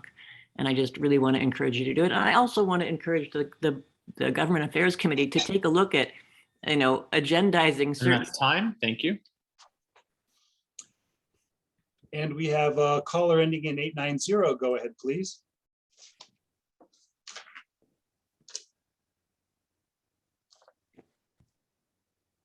Hi, board. Diana Nicole here. I'm also on the board of Los Angeles Audubon Society, and we have supported this ordinance, or it's not an ordinance yet, but this motion of the city.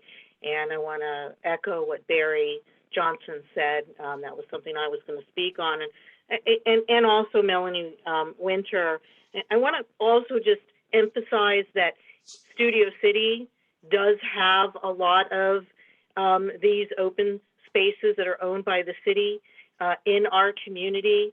This motion was brought forth by Koretz and seconded by Rahman. And the other thing to add to what Melanie Winters was saying, we also have 30 by 30 folks, and we're not going to get there under SB 9 because we're losing private open space, meaning people's yards, where 90% of the trees are. And lastly, I just want to say, urge you to, of course, support this. pass it tonight. That's time. Thank you. Not seeing any more hands from the public. Toss it over to the board. Anyone have any comments or questions? Or are you ready to vote? Seems pretty straightforward. Okay, let's vote on this. Okay, we're voting on 7C. Kim Clements, Yes. Dean Cutler, Yes. Randall is absent, Ira Gold, Yes. Jeff Hartwick, Yes. Julie Houlihan, Yes. Lisa Karagian. Yes. Laura is absent, Scott Mandel, Yes. Brandon Marino, yes. Richard Niederberg, Yes. Karen is absent, Adam Summer, Yes. Alexis Steinberg, Yes. Abigail Velasco. Yes. Motion passes. Great, thanks, Adele. Let's go to moving on to 8.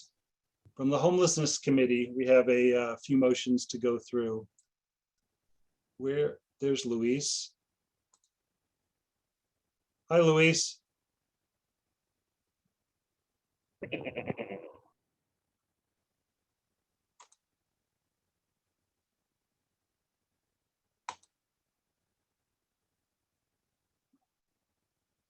You hear me, Scott? Gotcha, we hear you. Can you see me? Do I have video or do my audio only? Just audio. Can I go video? Oh, let me, hang on a second.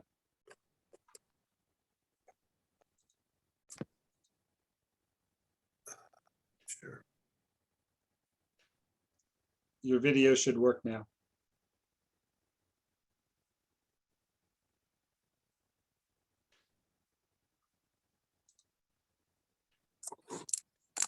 Okay. Can you hear me, Scott? Yes. Can you see me? No. Okay. Here we go. Start video. Let's try that. There we go. Hi. You are. All right. My committee has a couple of motions. I got a very quick report. I know you have a busy agenda here. Basically, Coldwater 101, Whitsett 101, Moore Park 101, Vineland 101, Campo de Cuenga behind Ralph's, the Park and Ride, Fruitland and South Weddington Park areas that were all overrun with encampments have all been resolved through a coordinated care effort between Council District 2, Council District 4, Supervisor Barger's office, the office of Supervisor Sheila Kuehl, and the State Assembly office of Adrien Nazarian, in addition to, Hope in the Valley, the No Home Alliance, any agency I could find, a bunch of different SLOs, the gang unit, the narcotics unit, and the prosecuting neighborhood attorney were all the general folks that I helped me, and we were able to get it done. And that was pretty successful. Now maintaining that will be something different, but most of the Studio City, what I call resident point teams that we were able to create in those areas have all been empowered with the services guide. And I've been consulting with those teams to help them maintain their area and to be able to call for services and et cetera, so they can navigate and engineer through a tough process in doing that. I've also empowered most of the homeless people that I was able to reach with I call the Fab 4 flyer, which gives all the resources in the area, and also in some cases transported them to a variety of support programs, all again fully in cooperation with all of the existing programs that are going on with all the city, state, and county efforts. Right now, CD4 is working on an area under the Vineland Bridge at the where the river wash is, right there, just a little bit south of north of Ventura Boulevard. And then I'm working with right on the border with Toluca Lake, the Residents Association. The board president there, Colby, has asked me for help. And so there's a point team right on that border where the 101 Moore Park Bridge is. And then over there on Riverside now, which is actually a new neighborhood council in North Hollywood, there's a lot of folks that have been the same people that I've seen for years. In some cases have driven them to a variety of rehab programs and things like that. and they're residing now over there off the freeway, the state area off of Riverside. So I'm working with the Dream Azarians area. One thing that's nice about getting the streets under control is that I've had more time to focus on things where people that really don't have the self-efficacy to help themselves can get some help. So since our last meeting, I've been up to the Olive View County, the new rehabilitation facility there. I've spoken to the woman, Joanne, was really the driver behind that program, and then explained that how do I get our Studio City residents, into those programs. And so that the transportation of that would be, very, very difficult. So after that, I met with the people that were in charge of all the mental health dispatching in the Valley and some of the folks that are involved in the various teams. And in a nutshell, you have under the Department of Health Services, a team that's been out there. It's been driven by COVID. I've seen them out more often than not, and they're just doing general care. You have, in regards to folks that, let's say, have violent behavior, and we all know some of the individuals we've had a history with in Studio City. There's what they call an AOT team, and that's an assisted outpatient treatment team, and that involves court criteria to qualify for that program. And anyone that I've has fallen into that category, I've done my due diligence, and it seems like we've got that situation under control and those folks the help they need. Another team under the auspices of the Department of Mental Health is the HOME team, which is a homeless outreach and mobile engagement team. And again, that's a whole other tier of a mentally ill person that's been assessed by a credentialed, qualified medical person. And then you have another degree of what they call OCP, which is an outpatient conservatorship pilot program. And that's a small percentile of about 2% of people. And just to give some perspective, if you can envision the worst case scenario of people that we've seen, like sometimes by the river wash that have been there for almost 20 years, that are convulsing, talking to themselves, delusion, paranoia, just all kinds of stuff, clearly not well and needing treatment. The worst of our candidates here, or individuals for some of these programs, do not qualify, are not even in the realm of an outpatient conservatorship pilot program. I just wanted to give some perspective there. Most of the folks that we're running into are would qualify for like the home team programs where they go out and they can treat them out in the field and work from there. So what's going to happen is on Friday, I'm going to go out to the Martin Luther King Behavioral Center with another tour. They've asked me to be involved, and we're going to look at a program and that we're going to attempt to create an integrated care clinic right there on Tahunga by the library, which is a state building. They may implement the programs there. It's not a shelter. Don't freak out, everybody. It's not a shelter. It's just a hub that will basically possibly deploy some of the teams that I've described. Vehicle, report a broken meter or a pain boot and tow information. So they will possibly deploy aid to people out on the streets serving Studio City. And so that's an integrated care clinic that will provide physical, substance abuse, and mental health care and can actually transport people to the hospitals they need. So I'm going to stay focused on that. And if I can be a part of creating some sort of architectural thing that can provide mental health for Studio City residents here for the generations to come, I'll be a very happy camper. Okay, so those are the main things.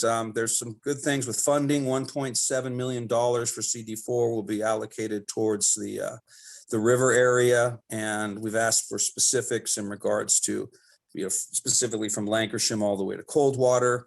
And then my main emphasis right now is I'm back where I started back at Greenway, working at the big bureaucratic snag between the Department of Transportation at Parking Garage 690, the subcontracted parking company from the DOT, and then the subcontracted security, Parks and Rec, the CD4 teams attempting to get out there, private property residences, business owners, the whole 9 yards. So I'm back there at Greenway where I started. So we'll see if we can finish that. In regards to the motions to present, I've asked that Jeff Hartwick, because he is more qualified to present, and I need to put our best foot forward, we'll go ahead and present the motions for the Homelessness Committee. Thank you. Thanks, Luis. Go ahead, Jeff.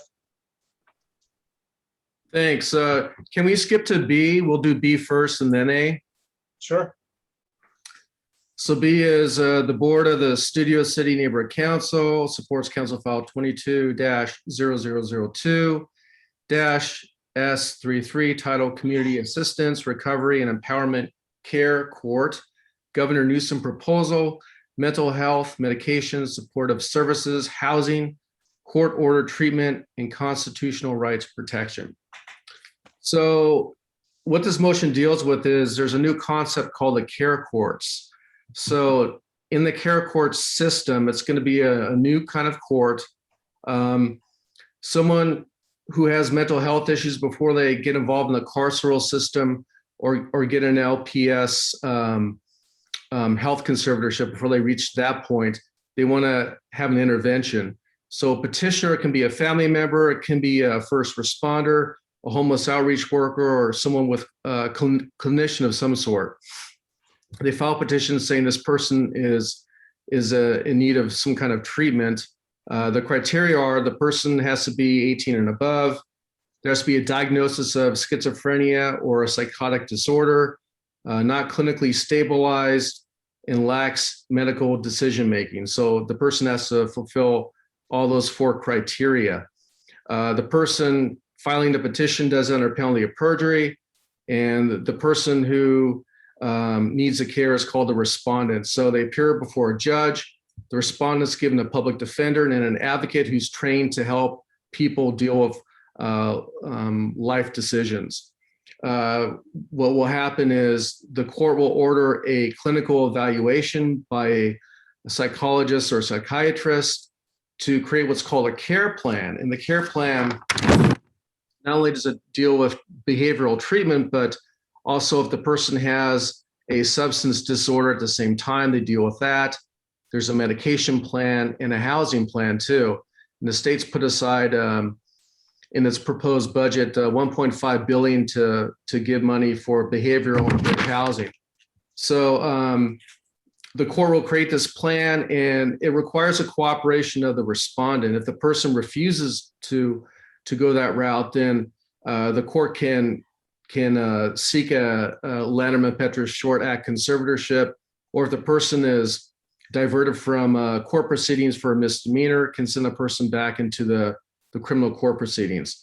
So the court has jurisdiction over the person's treatment plan for about 12 months. There's some kind of graduation, but if the plan requires additional time, then the court can extend it out for another 12 months.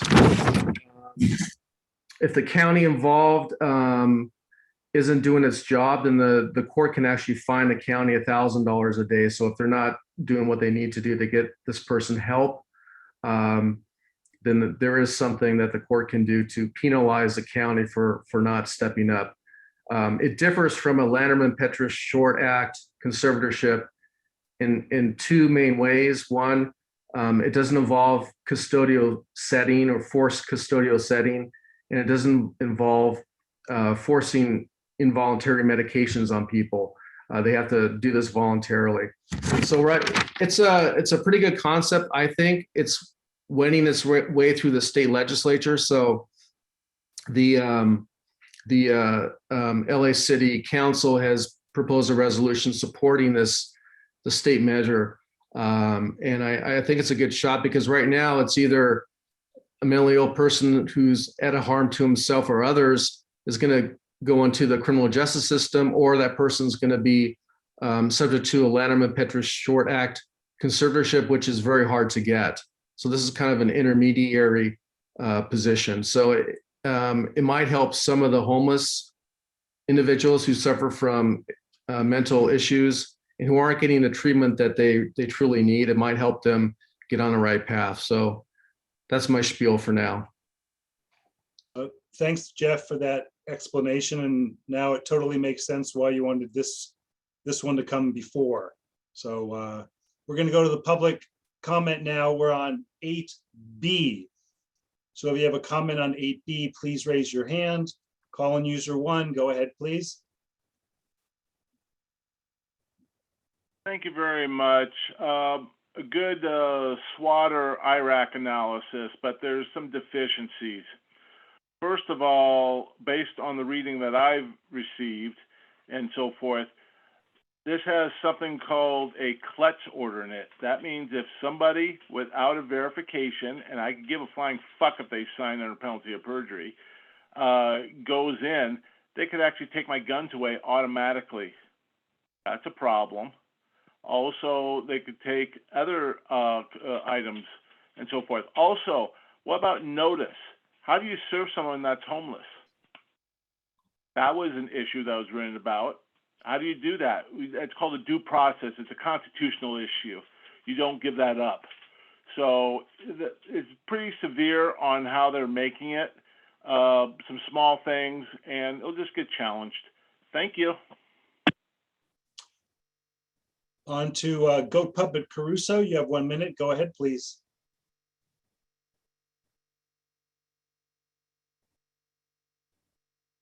Like the phone. Can you hear me now, humans? Yes.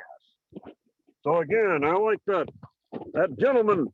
Luis has a very nice mohawk. Yes, look at that. A total punk rock star if we ever saw one. Now, if you did your reading, humans, you would know this legislation is D-O-fucking-A. Yes, LA Times yesterday. Goat Puppet was in Venice and got an email. You have a phone? Yes, remember you gave me my own phone. And it said the ACLU thinks it's bullshit and they don't like it. That's right. And as you hear the helicopter over my head, the LAPD is trying to fuck with me, but I will continue to be here to fight for you, the homeowners, against the tyranny of the LAPD. And that's time. Thank you.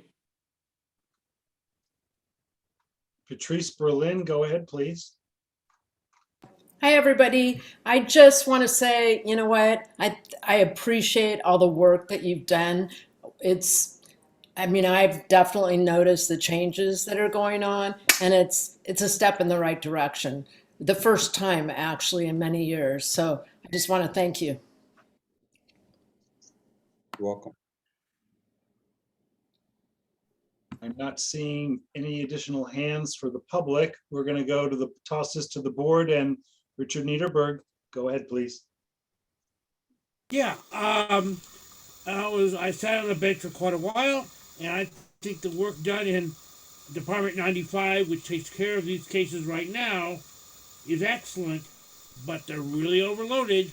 It seems like this would be a good interim step before you get to the hard stuff with Department 95 for long term. There's problems that are not just because you're a danger to yourself or danger to others. There's other elements also. So I'm very much in favor of this. Thanks, Richard. Ira, go ahead. So we had some stakeholders at the homelessness committee meeting that were pretty impassioned about this, and it's, to my dismay, I mean they're not here now. Even kind of suggested that maybe they bring some more people to have some comments on this. So just wanted to express that. I think I'm a little disheartened that people who are so impassioned at committee meetings are not coming to the board meetings when we can vote on this. But I did vote against this during the board meeting, kind of with the people's vote. But since there's a lack of a significant number of dissent, I think I'm going to be voting for this. Thanks. Adam? Yeah, hold on. My question is general and refers to the legislation. I don't know if you want to answer it now. So this program, my brother's paranoid schizophrenic pretty severely. An issues that we have, as he has gone through homelessness before. This program cannot continue in perpetuity, correct? It's like there's a 1 year and then a 2-year processes. So I'm going to probably go and read the legislation itself. Right. My understanding is that, and it may not even last 11 months. If the treatment is, and the person's on the right path, the treatment plan's going well, then the court's jurisdiction terminates. So, I mean, I don't know how many of you are familiar with paranoid schizophrenia, but it's certainly a degenerative mental health disease. And I don't know how many of you guys are familiar with their neurological medications for schizophrenia, but they really do treat the symptoms. And people who are in these programs and get out of these programs, I know recidivism is a terrible term for homelessness, but eventually this custodianship, this public custodianship, especially when so many members of the homelessness community have lost anybody who has actual legal guardianship of these people. Yeah, I think it's a temporary patch if you treat it that way. I mean, you can get on, my brother's been on all the right medication for years. It just, yeah, so that's just that's a generality. It probably doesn't have any place in this meeting right now. I just think it's interesting to be analytical of the legislation in that way. Anyone else from the board before I make a comment? Julie, go ahead, please. I'll just mention that some of the callers that were against it are against a lot of things where they feel that the homeless are being forced into treatment or forced into programs. And I think this is an opportunity, to be honest, because it is very difficult to get mental health help. And the people that are involved in this program, there's not that many that will even qualify, but they're also given an attorney and an advocate. So they're not on their own in this, and they have people that are helping them through this. So I would prefer to see it as an opportunity for help. It also, which didn't come up today, is for people who have committed crimes. So an EMT or a family member can submit them for this program, but it could also be the police, and it is a way for them to get treatment and not go to jail. So that's just another point that I wanted to make. And Richard? Yeah, it's better than going through the whole process of getting a 5150. I've been on the bench long enough to know that they're not clean and they're not smooth and they're not a happy time. Agreed with that. Also, I think it's very important to recognize that unless you've had a family member who you've lost to the streets, this is your catch net. It's the last, if not, because my brother would not have put himself voluntarily in any hospital at any point. But I think sometimes be empathetic to the families of these individuals and to the individual themselves who are much safer and more comfortable in an institutional setting at some point. Thank you, Adam. So what we're supporting here is the council file from Paul Krikorian and Mitch Farrell about the care court proposal that is going through the legislature. So as it was previously discussed, this is being fine-tuned, and all sides are being listened to and examined as it goes through the Assembly and the State Senate. This also addresses incarceration, and to, I believe it was Julie's point, this will also take people out of prison and put them in a treatment program where they're suffering and languishing right now in incarceration, and it's doing nobody any good for those people.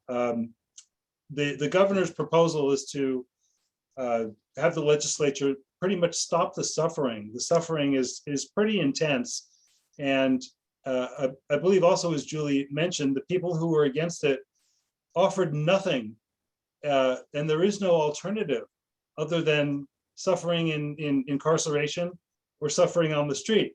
And this seems to bend over backwards to prevent what happened back in the good old days when people were rounded up, forced into insane asylums, where there were lobotomies and padded cells and experimental treatments and such, which is actually what inspired the Lanterman-Petrus Short Act. So I think this is a really great plan. And as far as funding, it comes from Prop 63, which was passed way back in 2004. There's billions and billions of dollars that Prop 63 is raising for mental health. And a lot of this, the funding is already in the mix. So absent anything else, I think we should go to a vote on this. Am I allowed to make comment, Scott, or have I missed that window? Go ahead. Well, just from what, anything that I've presented from our committee has been rooted in working on the streets. And first off, Adam, I'm sorry your family and your brother's going through that. I can tell you that in any successes that I've had over the last 20 years, helping someone off the streets, advocacy is an essential part of it. Just standing right there, like dealing with your child when they're at their worst, or a special needs child, to get them through a process. The other thing is that, and I've worked extensively with the police department as outreach workers and consultants, and have all cooperated with me at this last drive that we've had. And if they had an opportunity to do something tangible to help someone and not take someone to jail or have to do that, it would be they would all take it, and are all very compassionate people here locally that I've been dealing with. And then basically what was described by Scott and Jeff, I've witnessed that many, many times on the streets here locally at our Studio City Homeless People, which is what we're trying to pass this for. Okay. Thank you. Thank you for that. Let's vote. Vote. We're voting on 8B. We skipped 8A. We'll get to 8A in a second. Kim Clements. Yes. Dean Cutler. Yes. Randall is absent. Ira Gold. Yes. Jeff Hartwick. Yes. Julie Houlihan. Yes. Lisa Karajian. Yes.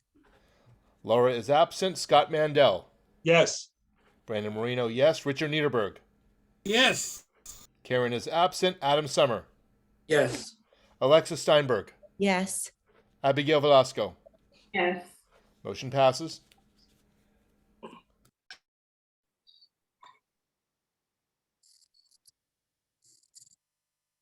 Go ahead, Jeff. Yeah, let's move on to 8A. The motion is the Board of the Studio City Neighborhood Council supports Council File 22-002-S36 title, AB 2020 Gallagher Gravely Disabled Definition, Lanterman Petrus Short Act, Involuntary Commitment and Treatment, Mental Health Disorders, At Risk, Bodily Harm, Basic Personal Needs. So there's currently an Assembly Bill 2020, which would change part of the Lanterman Petrus Short Act, which governs the state's conservatorships over mentally ill people. And what it would do is change the definition of what's called gravely disabled. So the LA City Council has a resolution supporting this change. And the reason why this change is needed is because the current definition is too narrow to get people into an LPS conservatorship who really need it. So it would change the term gravely disabled to read in part a condition in which a person, as a result of a mental health disorder, is incapable of making informed decisions about or providing for their own basic personal needs without significant supervision and assistance from another person. And as a result, the person is at risk of substantial bodily harm. So I know that a lot of people on the streets who suffer from major mental disorders are ineligible for the LPS conservatorship because of the definition, the way it's construed. So the LA County Board of Supervisors back in 2018 did a motion urging the expansion of the definition. So it passed the LA County Board of Supervisors already. So now this is going through the state legislature because it's a state law. So I think it's good. I think we need to broaden the definition. LPS has so many layers of due process. I think Judge Niederberg could speak more to that, but the person is protected in that process. So it would just help broaden the definition to get people who really need the help that they actually need. And that's it in a nutshell. Thanks. That was a very good explanation. We're going to go right to public comment on this particular item. If you'd like to comment, please raise your hand. Goat Puppet Caruso, go ahead, please. I'll yield it to my homeless friend here, Billy, if you'd like to speak. Yes, sir, what? Thank you, everybody. And I took some crack earlier and I set a fire in my tent accidentally, but that's not the problem. We homeless folks, we just need more services. We need more services and more services. There's nothing mentally wrong with us. We want to live in a tent. I like to urinate in a bucket. I like the shit in my hand. Is that a problem? Is that a problem, Mr. Puppet? Oh, I don't see a problem at all. Yes, you have to accept us for who we are. We're just a little bit different than you rich white niggers. And that's time. Thank you. And caller using one, go ahead, please. I'm not going to even address the merits. Where does this end? When's the show over for therapy and so forth? We have to take care of people for 1 year, 2 years, 10 years, the rest of their lives? When is it? There's no ending to it. It just says we have a process, but it doesn't specify, and actually it's scant and most silent regarding when the end date is. Is that when the government runs out of money, then they're free? When's the end date? To me, this is just an inventory where politics create profit. I just asked that one question for me. When does it end? When someone goes in the system, when does it end? Thank you. Not seeing any more hands from, not seeing any hands from the public. We're gonna now go to the board. Any comments, questions? I guess Jeff did such a good job explaining, then we are ready to. Oh, you're the committee chair, so you can go ahead, Luis. Well, in answer to the gentleman's question, it ends when a person is sustainable. We go from services structure to stability, and then a person becomes sustainable. It's like when we raise our children, we want them to be sustainable beings, and these folks have been part of a societal overspill. They can't make it, didn't make it for whatever reason, and if they can become sustainable, then the process ends. Thank you. Thanks for that. I do want to add one quick comment with LPS and the 5150s and the 5250s. This is not exclusive to homeless people. This is exclusive to anyone with mental illness. And there are plenty of housed people who get 5150 and LPS. So this is not a target for homeless people or unhoused people. This is targeting some severely disabled or gravely disabled people who cannot care for themselves and actually need to be cared for. So I think, and plus mental health advocates, including Daryl Steinberg, who actually authored Prop 63, which funds the Mental Health Care Act. He's been calling for a rewrite of Lenderman Petra's short for quite some time. So not seeing any other board members who want to comment. Let's take this to a vote. Okay, we're voting on 8A. Kim Clements. Yes. Dean Cutler. Yes. Randall is absent. Ira Gold. Yes. Jeff Hartwick. Yes. Julie Houlihan. Yes. Lisa Karajian. Yes. Laura is absent. Scott Mandel. Yes. Brandon Marino, yes. Richard Niederberg.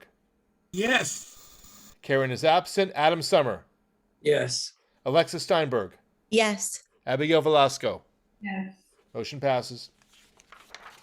Great. Before we move on to 9, I just want to say we're just over the 2-hour mark. If anyone needs to take a break, we can take a 5-minute break, or we'll just continue on. I just wanted to offer that as a possibility if anyone needed to step away for a moment. If not, then let's just continue.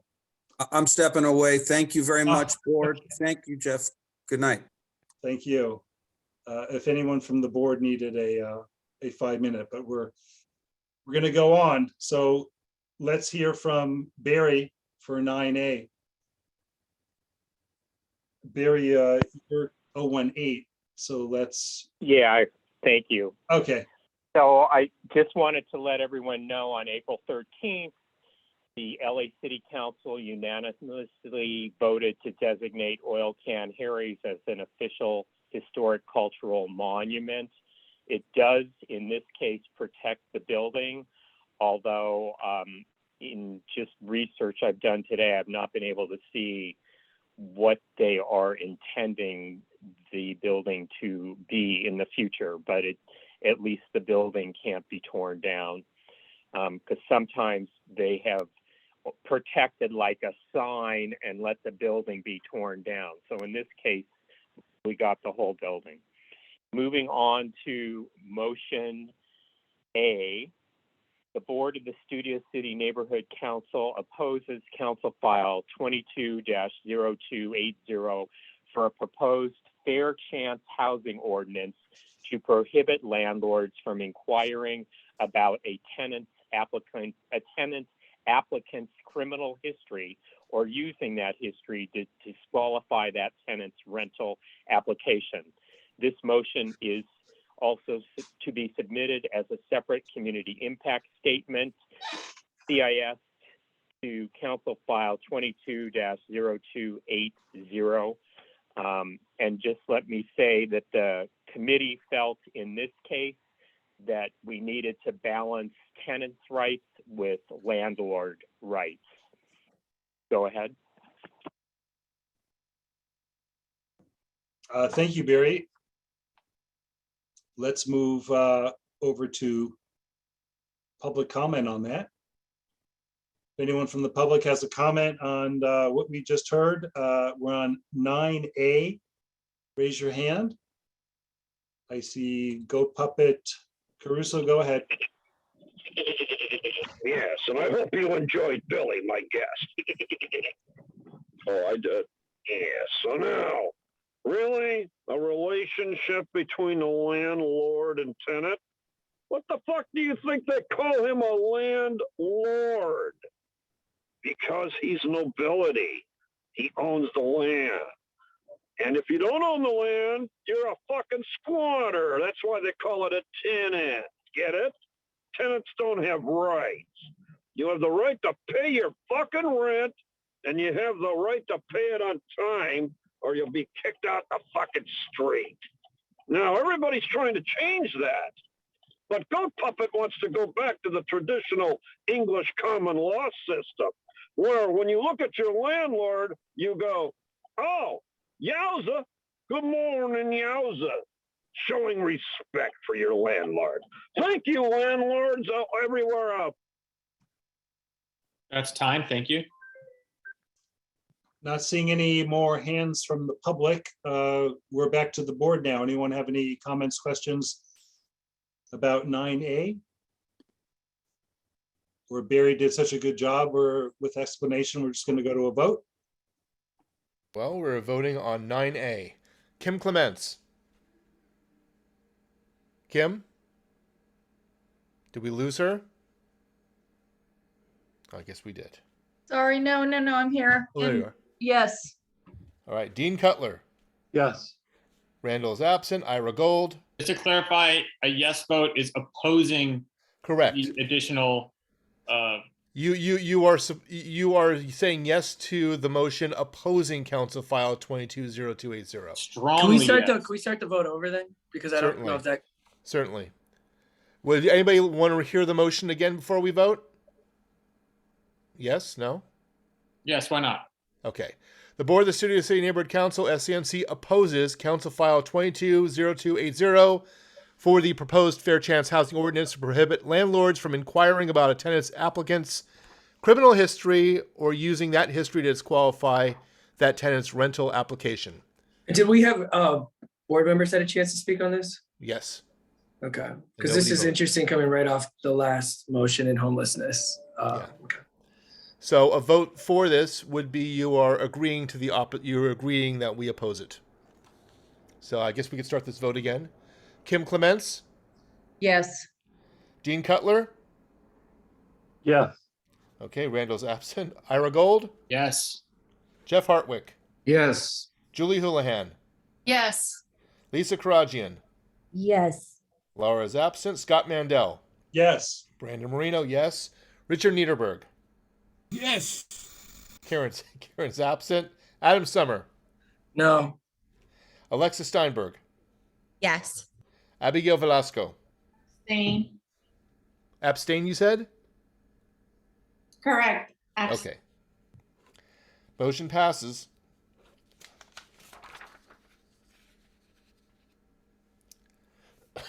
Okay, going on to motion B. And this motion is a resolution, yet another resolution on Ukraine from our city council.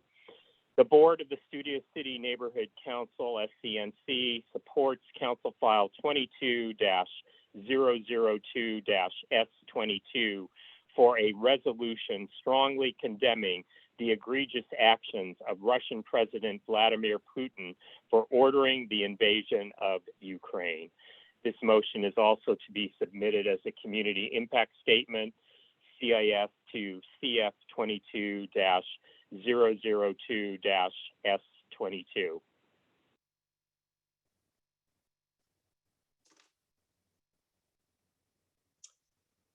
Any members from the public who want to comment on 9B? Raise your hand. Goat, Puppet, Caruso, go ahead. The hell does this have to do with city business? Nothing, absolutely nothing.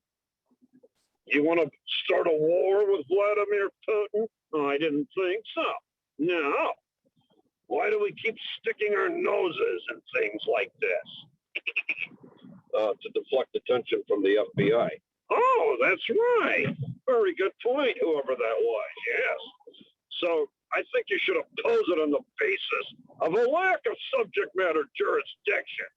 And of course, to all of our European listeners, just want to give you a shout out. Fuck you, fuck the Euro, fuck NATO, and God bless Britain staying out and keeping the British pound sterling. I love the Queen. The rest of them are no good. Not seeing any other hands raised from the public. Oh, I'm sorry, Peter Cole. Please go ahead.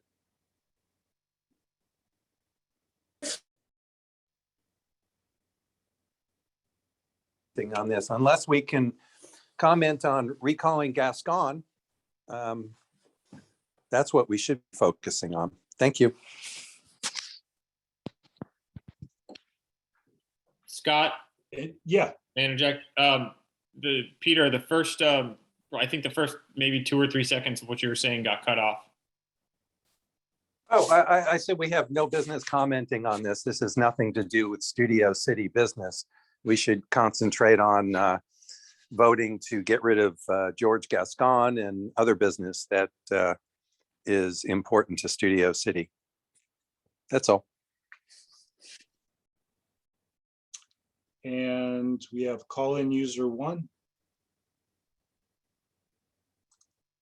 Go ahead, please. Thank you very much. How dare that person talk about Gaston like that? He has the same alignment with Dunn, where he wants rapists and murderers and child molesters to be a part of society. How dare you? Justice reform, wokeness, being a bunch of liberal Studio City pricks. God forbid if anything has to be moderate. So Gaston, he thinks just like Dunn and that fat general manager. She's a retard. So don't say bad things about a good person, Gaston. He's the best asshole we have. Thank you. And not seeing any other hands from the public raised. Welcome back, Randy. We are on 9B, the motion strongly condemning the actions of Putin. And we're tossing it back to the board now for comments. If anybody had any comments, otherwise we'll go right to a vote. Let's vote. Here we're voting on 9B. Kim Clements, Yes. Dean Cutler, Yes. Randall, you were here, but you were not part of the discussion. Did you have a vote on this, on 9B? No, I'll abstain since I missed the discussion. Very well. Ira Gold, Yes. Jeff Hartwick, Yes. Julie Houlihan, Yes. Lisa Karajian, Yes. Laura is absent, Scott Mandel, Yes. Brandon Marino's yes, Richard Niederberg, Yes. Aaron is absent, Adam Summer, Yes. Alexa Steinberg, Yes. Abigail Velasco. Abstain. You have to say that again, Abigail. You're cut off. Abstain. Abstain. Very well. Motion passes. Mr. President, it's all yours now. You're back, so I step aside. Take it away. Great, thanks, Scott. I appreciate that. So I believe this is actually, so Barry, go ahead, presenting motion 9C. So motions 9C and D are courtesy of our ad hoc committee consisting of Chair Brandon and ad hoc committee members Jeff, Richard, and Alexa, who did these motions regarding neighborhood council specific code of conduct policy. So I'll read you the first one first, motion C. The board of the Studio City Neighborhood Council, SCNC, opposes the Dunn-Bonk Neighborhood Council specific code of conduct policy unless the following concerns and amendments are adequately addressed and or accepted.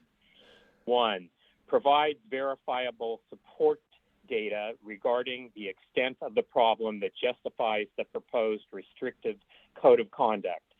2, presents the standards by which such disciplinary determinations outlined in the code of conduct are made by Dunn and the qualifications of such individuals who make such determinations. 3, what safeguards are guaranteed to prevent an adjudication that is arbitrary and capricious. 4, amend section 6B by deleting the no appeal sentence and adding, quote, the board member or committee member may appeal the suspension decision within blank business days by written communication to the general manager. An appeals board composed of 3 neighborhood council board members from different neighborhood councils shall meet and review any done findings and input from the accused board member and affirm or overturn the suspension by a majority vote. Said appeals body shall decide within blank days of meeting and inform all interested parties of the decision. The ruling of the appeals body shall be final, end quote. 5, how can Dunn partake in direct disciplinary action against the NC system if Article 9 of the Los Angeles City Charter created Dunn to assist, arrange, and advise neighborhood councils, and the words discipline or disciplinary body do not exist? 6, has the city attorney's office done an analysis about the likelihood of lawsuits by elected board members because of the due process or other problems in the proposed code of conduct?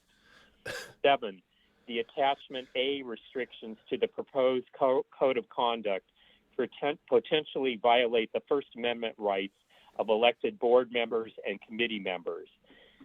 D, oh, I'm sorry, that's the end. That's it right there. Thank you, Barry. Okay, so regarding motion 9C, opening public comment on agenda item 9C, please raise your hand. For 1 minute, Goat Puppet Caruso, go ahead. Yes, the bearded bald-headed suck is back. Oh, I'm glad. Yes, and of course, you don't want to obey your mommy, Raquel Beltran. You're having a tantrum. You don't want to be regulated. Well, fuck you. You signed it away with your trainings. You don't want to take your trainings. You don't want to be regulated. You just want to be assholes, that's all. Violating people's rights like goat puppets' First Amendment rights, the way Randy did before. Remember? I vaguely remember that. Yes. So I support this. And I hope that Dunn and that fat fuck come here and talk and present it. I want to hear from Dunn. They make a lot of sense. They're assholes. And assholes are like you. They make sense. And that's time. Thank you.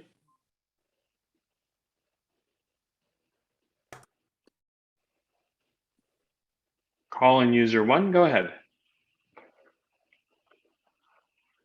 Now I'm going to be using my legal hat. Mr. Nuremberg will understand. And I need him to pronounce what I'm going to say and advocate for what I'm going to say. The issue in hand, and I've done several Public Records Act requests in which Dunn is claiming attorney-client privilege. What they wrote up, ask them for the for the points of authority that allow it. One problem in a current case called Skarsky versus City of Los Angeles, the court ruled that you're employees. That becomes a problem. So basically they're creating parallel systems. You need to ask them to please provide you the points of authorities. Very simple. I'm taking my legal hat off. Thank you.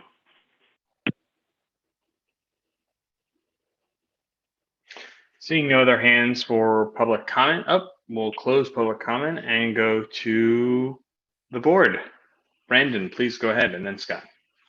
I'd like to thank call user 1 for putting on his legal hat. I appreciate that comment. Thank you very much. In perusing the CISs that were submitted to the Board of Neighborhood Commissioners, all of them talked about due process, free speech. And of course, we put that in there as well, but no one talked about Article 9 of the City Charter, where it is not specifically outlined that the Department of Neighborhood Empowerment can actually discipline us. Nowhere does it say they have that authority. And I'm curious whether they can enforce any policy on us, to be honest with you. That'll be actually the next motion that we're about to present. But there is, it's interesting. I'll explain it more in the next motion, but that's what I wanted to say about that.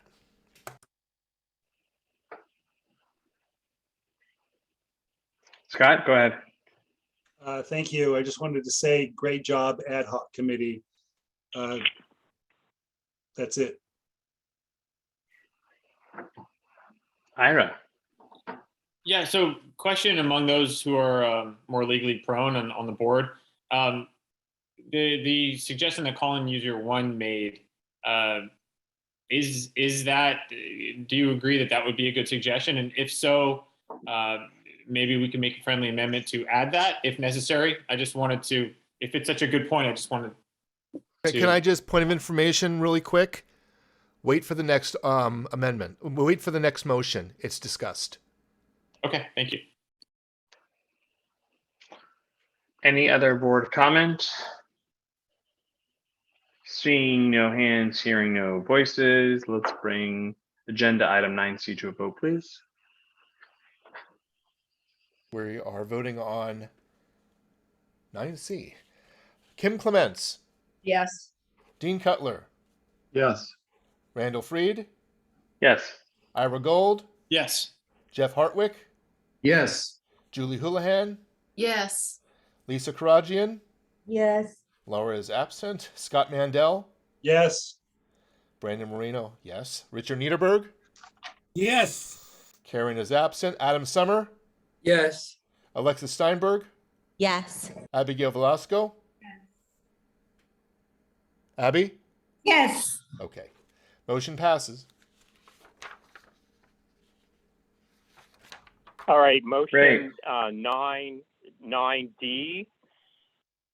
Whereas Los Angeles City Charter, Article 2, Section 200 includes as, quote, city officers, end quote, quote, the members of the boards and commissions of the departments, end quote. And whereas the city clerk's office conducts official city elections for neighborhood council board members and well as city council members, I think that should say, and as well as, just to add in the as typo. And whereas neighborhood council board members are subject to the same oath of office, mandatory training, and city, county, and state regulations as other elected and appointed officials, and then there should be an and. Whereas board members of the City of Los Angeles neighborhood councils are arguably city officers by virtue of being elected or appointed members, and whereas the Department of Neighborhood Empowerment, DUN, refers to neighborhood council board members as volunteers who are public officials elected by their communities and serve in an advisory role to municipal government, end quote, rather than elected and appointed public officials who volunteer their time. And whereas DUN's draft Neighborhood Council Board Member Code of Conduct proposes the disciplining of elected Neighborhood Council Board members by unelected appointed DUN employees, it is resolved that the Board of the Studio City Neighborhood Council, SCNC, requests clarification from the City Council, the City Attorney, and BONC as to, one, whether Neighborhood Council Board members are city officers under the city charter, and two, the legal basis for unelected DUN/city employees being able to suspend or otherwise discipline elected and appointed Neighborhood Council Board members. This motion is to be submitted as a request for action to Council members Nithya Raman and Paul Krikorian, as well as the City Attorney of Los Angeles and the Board of Neighborhood Commissioners. Thank you, Barry. We'll now open public comment on 9G.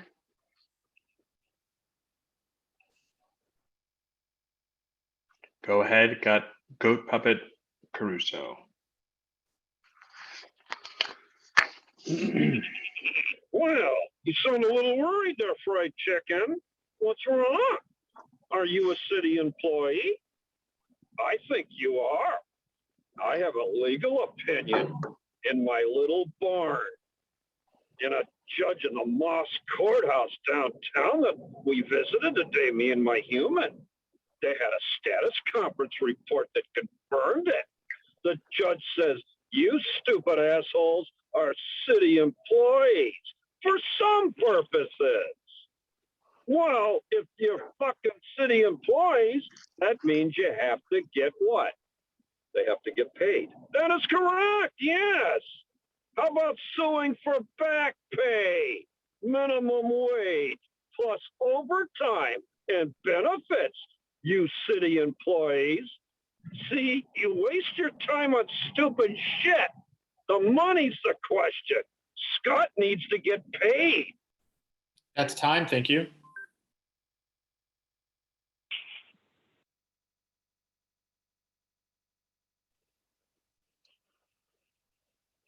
Calling user one, go ahead. I'll put my legal hat back on. One thing is I'm a black and white text person. I like to estoppel my findings.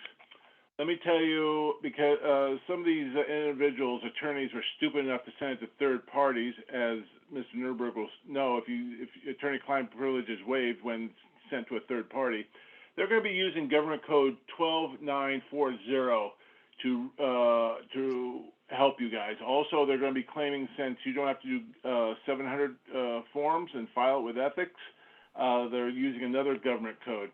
My question is, if I send some documents to enlighten you what type of narrative or shill wording that they're using, SHILLING wording, who collects the mail, and how would that be distributed to the board?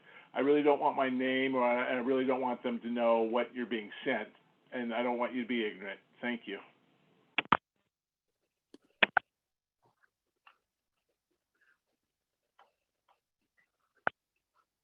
Brandon Pender, go ahead. Yes, I'm certainly very interested in tracking this motion if it is approved by the board. As a member of the Neighborhood Council Budget Advocates, we certainly have our our picadillos and issues with Dunn, and it seems very interesting that that you're trying to put this across.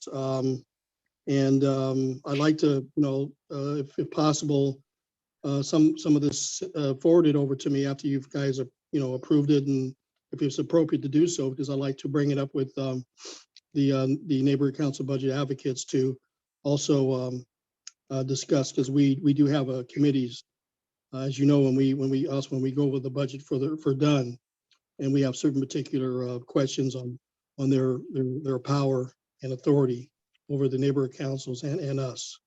So I think this is very interesting. Thank you. Seeing no other hands for public comment,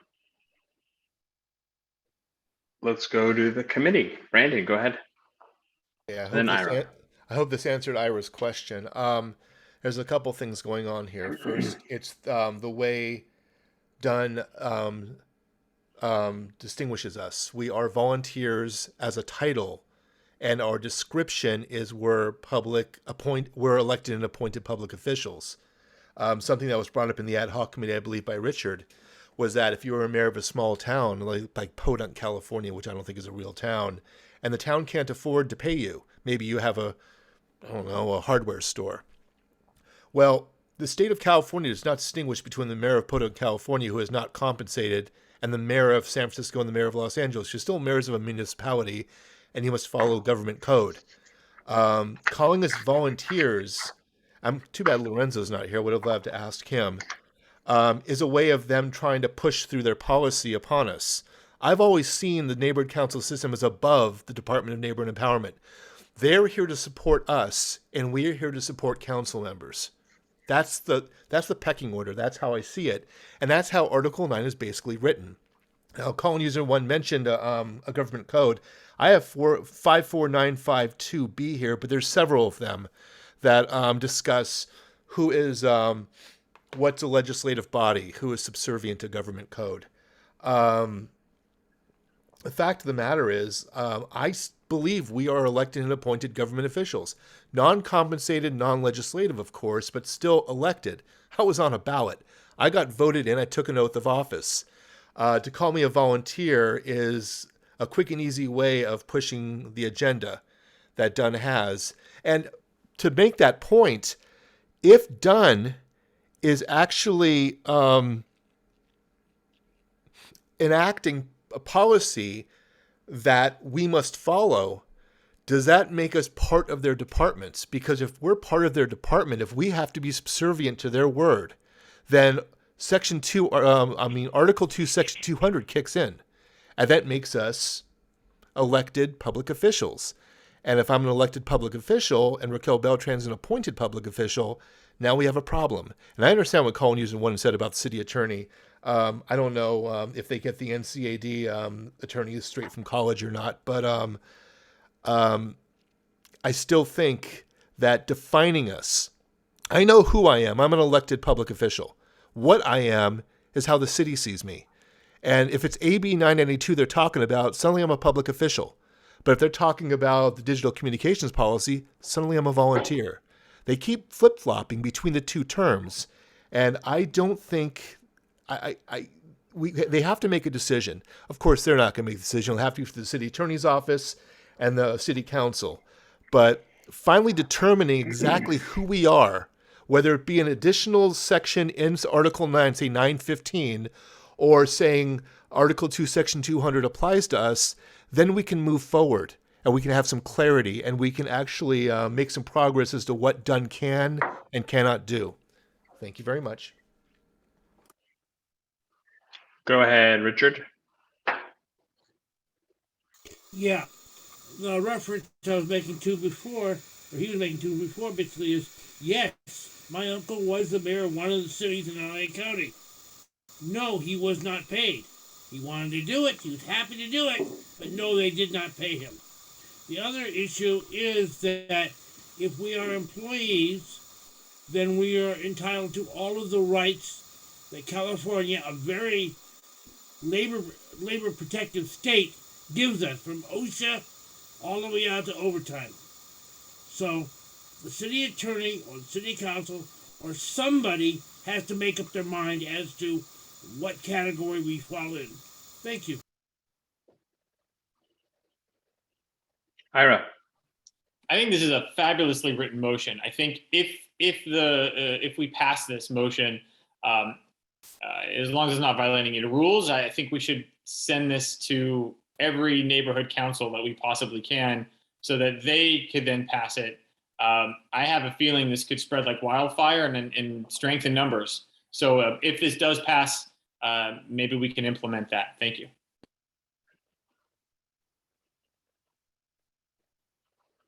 Any other board comments?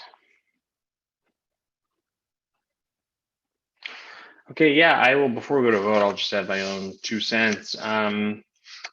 The reality is, though I have, at least for myself, have waited to see it, and has been suggested for a long time by others, the neighborhood council system, which was created 20 years ago in response to the Valley wanting to secede from the city, is a slow roll, or maybe not even that slow, of the city, I should say, trying to curtail representation by all the neighborhood councils, slowly change the rules, make them more lockstep, make them uniform, and make them subservient. I agree with the points Brandon raised. I agree with a number of points that were raised by call-in user 1, and dare I say even Goat Puppet Caruso.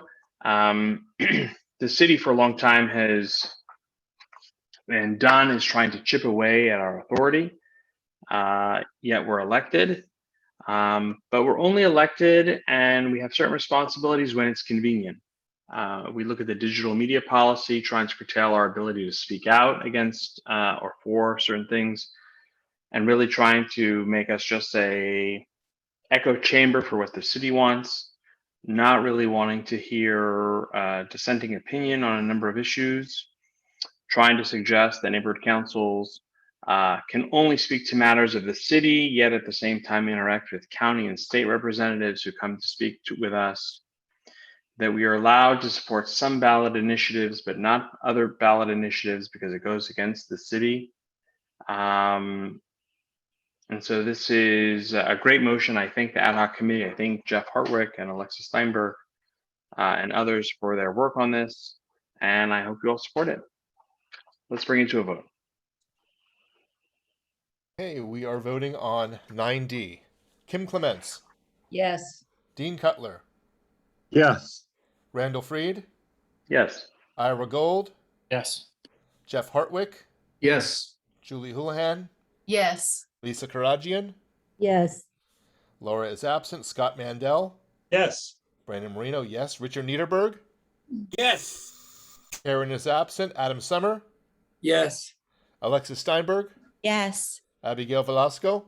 Yes. Motion passes. Great, thank you Okay, very I'll much. go on. Motion 10A from the Transportation Committee. And just a little background, everybody should know that in 1970, President Richard Nixon created the federal EPA, Environmental Protection Agency. Same year, our California legislature passed the California Environmental Quality Act, or CEQA, that was signed into law by then Governor Reagan. And it's interesting that both these pieces of legislation came from 2 Republicans in office, which might surprise you.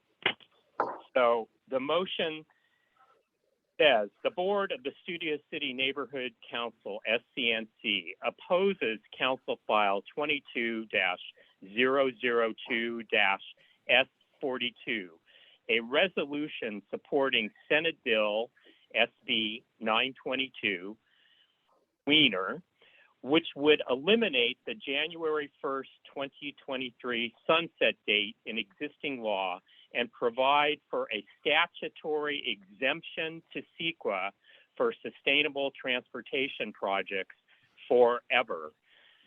This motion is also to be submitted as a separate community impact statement to CIS to CF 22-002-S42.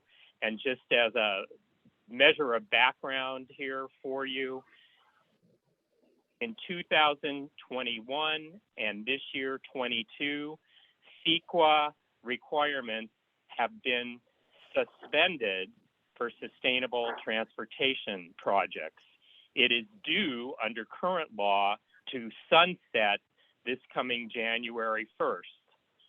This state bill from Senator Wiener in San Francisco, who's also the author of SB 9, would allow the CEQA exemption forever.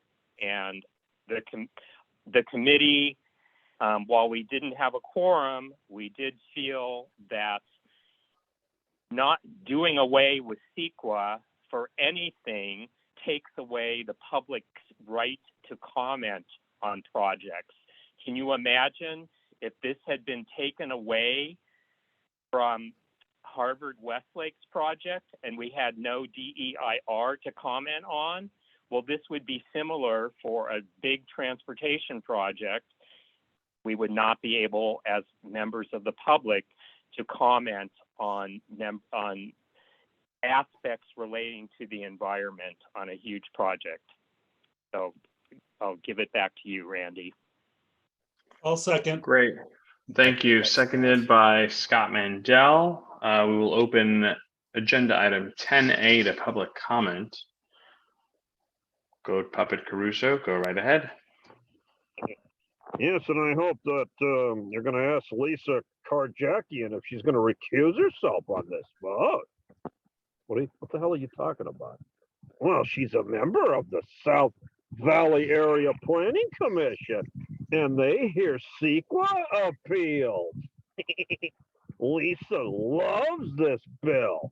She and Paul Goat Krakarian want to sunset it forever and ever and let every crooked FBI target developer just tear everything apart and just build more fucking shit forever and ever, higher and higher on smaller and smaller parcels. That's all she and everybody on the council wants. I hope the FBI gets busy and Donald Trump, when he comes back in 2 years, indicts the other 12 city council members that haven't been indicted yet. That's the only hope we have.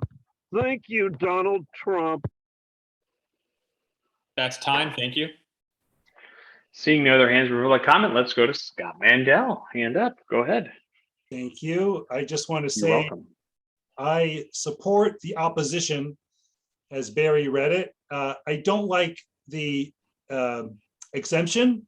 I don't like any exemptions to CEQA, especially the stated one where they say the process is subject to appeals and lawsuits that can increase project costs and create delays. Well, that's what CEQA does. And if it's being abused, then amend CEQA. Don't carve out something special in perpetuity for a project that this particular state senator may support. So I urge everyone to support the opposition to the council file. Thank you. Thanks, Scott. Seeing no other hands of board members, but I do see a public comment. We'll take it. Brandon Pender, go ahead. Yes, this is to Barry Johnson. Barry, Republicans do care about the environment, so that's one of the reasons why it was created. And I'd like to also say that Lisa's doing a great job. So, don't be disheartened by any other comments about that. And that's it. I just wanted to, get those two things across because it needed to be said. Thank you. Is there any other board comment on agenda item 10C? Or 10A, sorry. Hearing none, seeing none, let's take a vote. Okay, 10A, Kim Clements, Yes. Dean Cutler, Yes. Randall Freed, Yes. Ira Gold, Yes. Jeff Hartwick, Yes. Julie Houlihan, Yes. Lisa Karajian, Abstain. abstain. Laura is absent. Scott Mandel, Yes. Brandon Marino, yes. Richard Niederberg, Yes. Karen is absent. Adam Summer, Yes. Alexa Steinberg, Yes. Abigail Velasco. Yes. Motion passes. Great, thank you very much. Going to agenda item number 11, which was brought by Scott. The Board of the Studio City Neighborhood Council, SCNC, approves a SCNC sponsored social occasion meet and greet board members. This will take place at Studio City Recreation Center on a weekend and last approximately 2 hours. The exact date and time to be determined. The estimated costs are as follows: 10 CPK pizzas, 6 slices at $16 and $17 each, total $187.79. Alternate option is Domino's, 10 large pizzas, 3 toppings at $15 each, total of $153.19. Assorted drinks and snacks from existing SCNC inventory, miscellaneous items, tablecloths, napkins, ice, paper, plates, etc., $25. Brought by Scott Mandel. Is there a second? Second. Second by Abby. Okay, great. Public comment. Public comment by Goat Puppet Caruso. Go right ahead.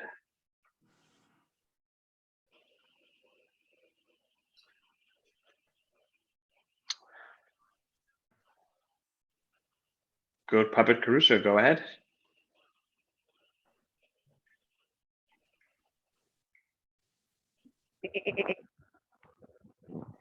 Mute that phone again, I'm trying, yes. So this is the feed the pigs motion. Yes, the pension hogs. Cops. Gonna feed them fat man pizza. Have you seen some of these heifers? Jesus Christ. These fat fucking LAPD out of shape moron fucking douchebag cops. And you're gonna give them pizza? You might as well give them crack and cigarettes to go along with that. How about some booze? Let's just get real. Unbelievable. Like they need your gifts? Holy shit. Why are they doing this? Well, they're doing it to buy and curry favor with the cops. Oh, look at Ira's face. I think we're onto something here. Yes. When you do this, Randy, give a copy to the FBI.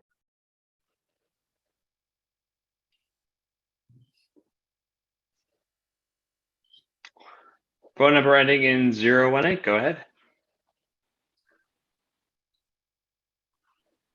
Hi, it's Barry. Just the line that says assorted drinks and snacks from existing SCNC and inventory. Just keep in mind what's left over from movie night is from a different budget, and we are going to have to buy some more for June, not as much as we did before because we have leftovers. So I believe since we came in under budget the first time and will the second time, that we probably can handle 20 people, tips and drinks out of this, but it is technically out of a different budget. Just wanted to point that out. Thanks, Barry. Go ahead, Richard Niederberg. Yeah, I would much prefer that we just use Studio City vendors whenever possible. In this case, it is possible. We've used Rocos for all the in-person meetings, and they gave us good prices and even deducted the prices a little bit to fit our budgets. So I'd like to use a city vendor. Also, if we use Rocco's, they'll probably continue to give us discounts whenever we continue to get back to meeting in person. I'm not saying what to eat or how to eat, but economically, I think it'd be better to use a city vendor. It is worth noting that there is a California Pizza Kitchen and a Domino's located in Studio City. Okay, go ahead, Ira Gold. I'm going to echo that sentiment. If we can add a friendly amendment that the vendor would be from Studio City, I would support that. Thank you.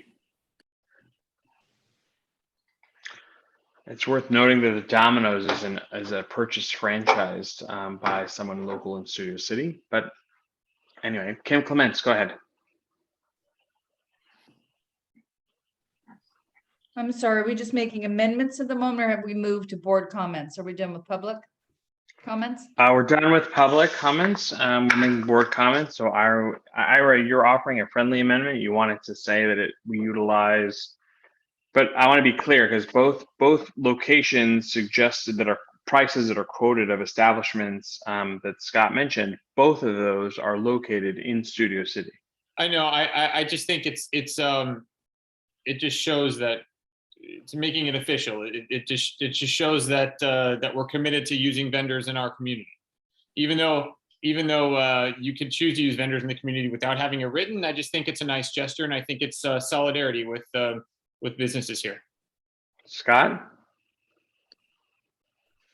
Sure. I mean, we bought items from Costco, and that's not in Studio City, but if I don't, it's late, so fine. If you Yeah, want. I think this seems silly a little bit, Ira. I mean, I think we're gonna get in Studio City.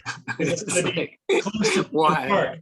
I mean, there is a place I like in Manhattan, but what are you gonna do? It seems silly unless you're a struggling vendor here that is in our community, and then it doesn't seem so silly. That's why At that price point, I definitely. I'm not think it finished. still I have the seems floor, silly. Adam. I have the floor. So Okay. it does seem silly. I'm sorry. It doesn't seem silly. So sorry for the sarcasm there, but that's the reason why. I don't think our local vendors would think that making sure we utilize them as often as we can is silly, and being that they are stakeholders, they are quite important to our community. Thank you. Rocco's is not a chain, by the way.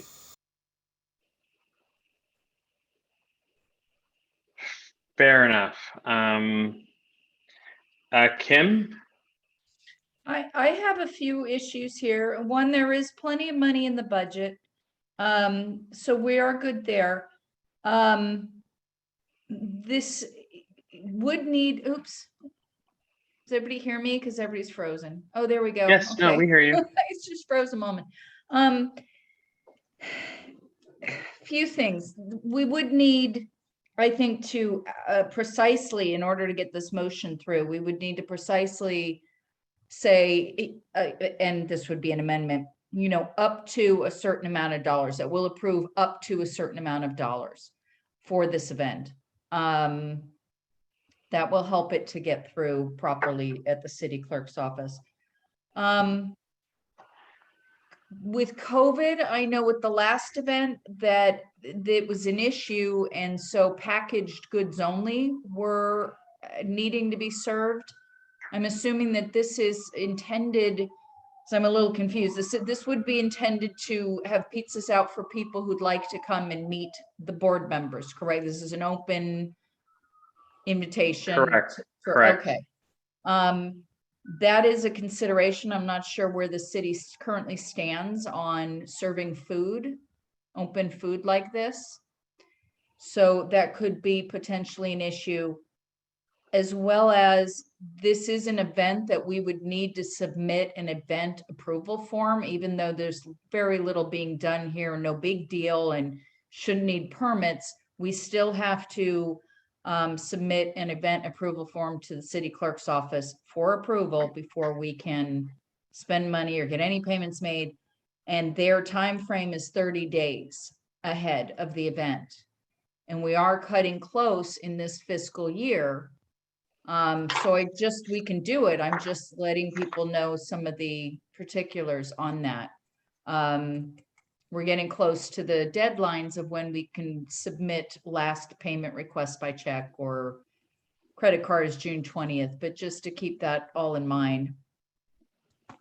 So, but most importantly, I would like to, if we're going to amend this, we really need to add something in there that says, we approve up to X dollars for this event. It's a valid point, Kim, and to be clear, we have a month before the final day for event approval. There's no date listed, so perhaps we would maybe pick a month, number one.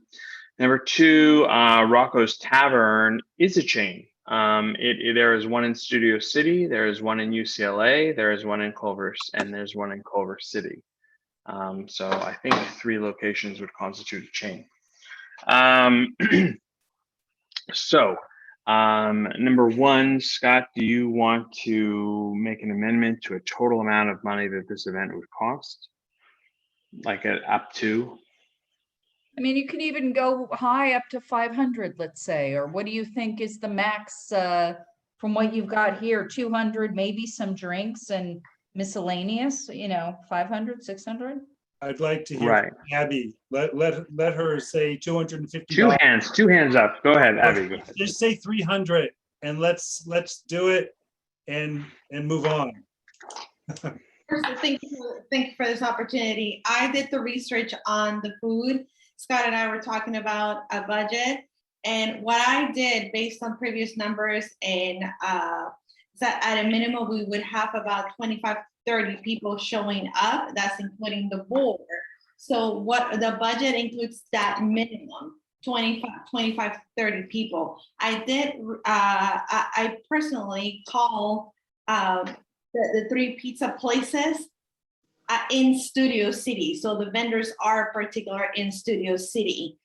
So that's one. Second, I did not include food because I took the liberty of assuming we could use the snacks that we have leftovers from the spring event, because we have budget for the summer event. We have enough money for that. So I took the liberty of, Scott, why don't we just utilize this leftover snacks for us, since we do have enough. So if we could bump up and that's just enough for about 20 or 30 people, we could increase the budget to 500. And that would allow us more to buy food perhaps for more people. And, if you want to go for snacks and utilizing that money for snacks, then that will be fine too. That's all. Thank you, Abby. Brandon? Yeah, just a clarification here. May 20th is the deadline for submitting for events, according to amazingly Correct. Lorenzo, who actually gave us some correct information. Now, Kim, you said it takes a month to process, correct? For an event to submit? No, in the most recent, it took her a few days. They just asked for it to be 30 days ahead. But Okay. so Technically, this be the BAC, you would have to submit this by tomorrow, which would be April 21st, which would be a month ahead of May 20th, correct? Just to satisfy their demands. Yeah. No, it's fine. I'm just No, that's not. No, that's Yeah, not just looking correct. for Brandon. clarification here. No. We just The need to- event sorry, with regard to this fiscal year, Yes. the last day to submit for an event. So, for example, we could say if we were regarding a 30-day, let's say, if we're honoring that, the last day to submit the approval could be May 20th for an event, June 20th. Right. That's okay. So we could, but the challenge then moving into a new fiscal, if we move into a new fiscal year, the challenge becomes getting then those costs approved. But then again, we'd have up to June 20th. So on that day, if we made all the credit card charges, so it's not by tomorrow. Scott has not suggested. Yeah, no, sure. I understand. Scott has not submitted a date in this, I think intentionally, because we're close to the end of the fiscal year. But rather, the goal is let's commit to doing an event. It's worth noting that according to the portal for our budget, we have about $6,000, actually $16,000, but $6,000 of which will not roll over in the new fiscal year. We can only roll over 10. So there's money there. So I would make a friendly amendment, Scott, that will say the Board of Studio City Neighborhood Council SCNC approves, and then we will insert friendly amendment up to $300 for a SCNC sponsored social occasion. Okay with that? You want to make it 500? We go higher. Well, 500? we could get sushi. Scott, come on. Yes. It's late. It's good. So should we say up to 500 then? Sure. Fine. Great. Now, so the new motion says, so now we have to have public comment that we're upping the budget up to 500. Go ahead, go Puppet. Yes, the pigs are healthy, aren't they? Yes. Eating other people's food and other people's money. That's what Randy's doing. Notice the two go-getters on the council? Randy got his picture taken next to popular, important people. And then Lisa got an appointment. You see, this is a springboard. Yes, you can become important from this. All you have to do is sell your soul and become a puppet. Yeah. And the puppet president wants another 500 because it's other people's money.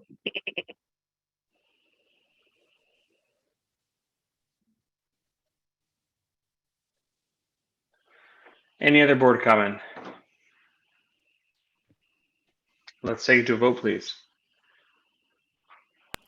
Okay, we're voting on 11. Kim Clements, Yes. Dean Cutler, Yes. Randall Freed, Yes. Ira Gold, Yes. Jeff Hartwick, Yes. Julie Houlihan, Yes. Lisa Karagian, Yes. Laura is absent, Scott Mandel, Yes. Brandon Marino, yes, Richard Niederberg, Yes. Karen's absent, Adam Summer, Strong yes. Alexa Steinberg, Yes. Abigail Velasco. Yes. Motion passes.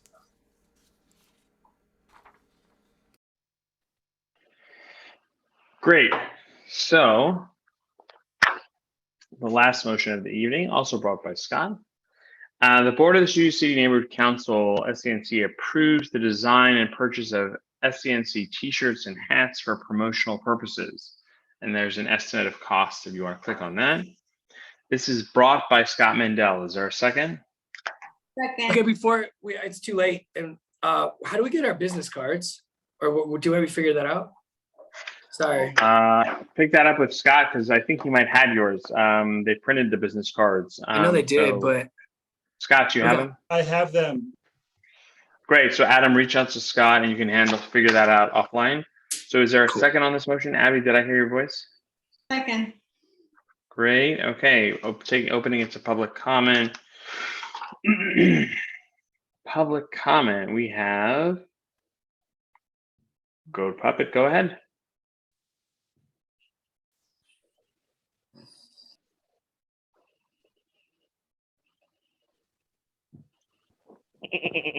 Oh, look at this. Oh, we're going to have pretty matching shirts and hats. Look at that. Wow. Look at that. And you're going to give those to the public as gifts, as swag, right? Oh, fuck no. That's only for board members. What? Oh, that's not for you or I. That's for the lords and lordesses. That's for the world. That doesn't go for us. That's for the city employees. Oh, okay. Well, I hope you have them gold embroidered. And remember, one of your members is a mohawk. He's going to need a visor instead of a cap. Hey, thank you for that. Yes, I appreciate that. Goat Puppet supports it.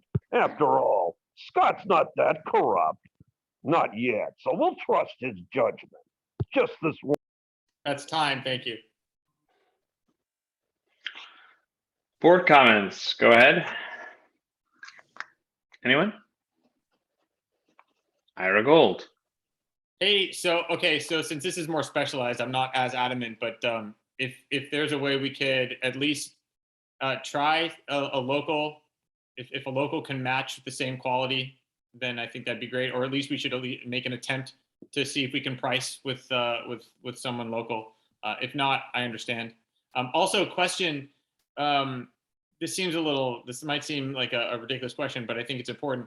Would board members, do we have to give these back since they technically are owned by the council? Do we give them back once we're no longer a board member? Or would people who are no longer board members allowed to wear a shirt that states, that says Studio City Neighborhood Council? Thanks. So Ira, we already have T-shirts that are floating about of people that are not board members, and actually, it's worth noting. Well, Scott had brought this to my attention. I said I would agendize it. I did have issue because there is a current existing, I'll confess that's not even my favorite color, but we do have existing SCNC T-shirts. We have 3 small, 11 mediums, 16 large, 2 XLs, 1 2XL, and 1 4XL. These were T-shirts that Adam Summer actually helped organize, I want to say 2 years ago, maybe 3. So we already have, albeit a small amount, we already have T-shirts. So I'm not sure if we want to spend more money on T-shirts. And then as you raised the question of exactly who are we giving them to, if it's just for the board. If it's just for the board, we already have enough T-shirts. Go ahead, Kim.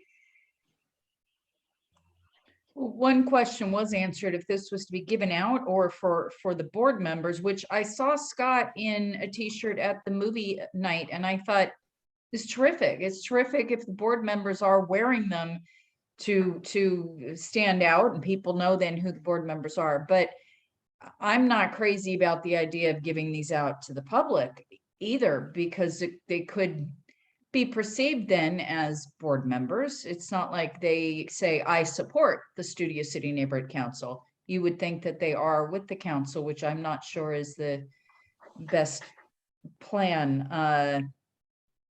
But thank you for pointing out, Randy, that there are some in existence currently. Brandon. I don't think we'd even be able to give them out. I remember Richard mentioning something about a dollar cost that can't cost over a certain amount, like pens and little tchotchkes like that you can give out. But I think a shirt would cost too much, and it wouldn't, the city would frown upon it. Correct? Yeah, it could be considered to be a gift of public funds.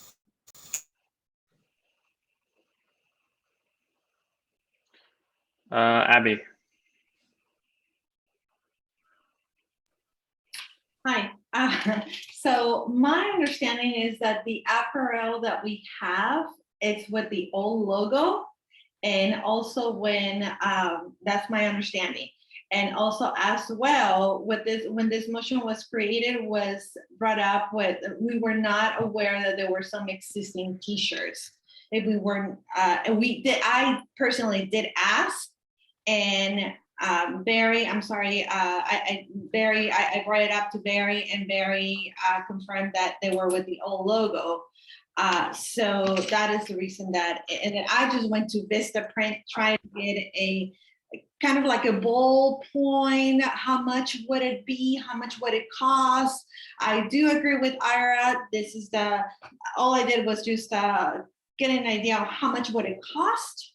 I am more than open to, if this was to be approved, then of course, let's bring it up to Studio City, Studio City business. I'm all for it. I just wanted to get kind of like an idea. And also to piggyback right on what Kim was saying, Scott, when he was wearing one of the shirts, that it was with the old logo, or a very old shirt. I think it would have been great for those of us that are really doing events that were out on the field, to be known, to be projected that we are the Studio City Neighborhood Council members. I was personally passing out and reaching out to families, and the families and the children were just looking at me like, oh, you are. So it would be nice if I would have been wearing something to state I am representing the council. That's all I wanted to share. No, I think it's great, Abby, and I'm sorry that you were given misinformation, but I mean, it's totally fine, and it's totally fine also for us if we decide to purchase more t-shirts. The t-shirts we have being currently modeled by Adam Summer, if you look at your screen, that is the current logo and kind of, I don't even know what they would call that, sea foam. I don't know what the color is, light blue, I don't know. So Just pick white standard color. I don't have a preference. Sure. No, I understand. I'm just saying that, so there are t-shirts and happy to get them to you. In terms, Ken, of our logo going out, I will say that as a part of the promotion and historically anyway, and we don't have to agree with that, but just from a historical point of view, the SCNC has put out material with our logo. And actually during the pandemic, for example, we passed out masks that had a Studio City Neighborhood Council logo on it. Now, perhaps a t-shirt or a hat conveys something perhaps more authoritative, mask being currently now modeled by Scott Mandel.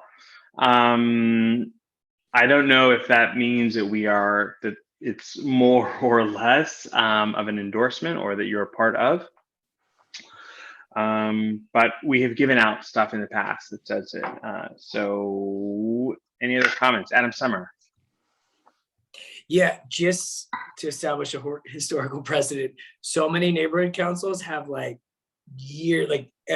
have lots of swag.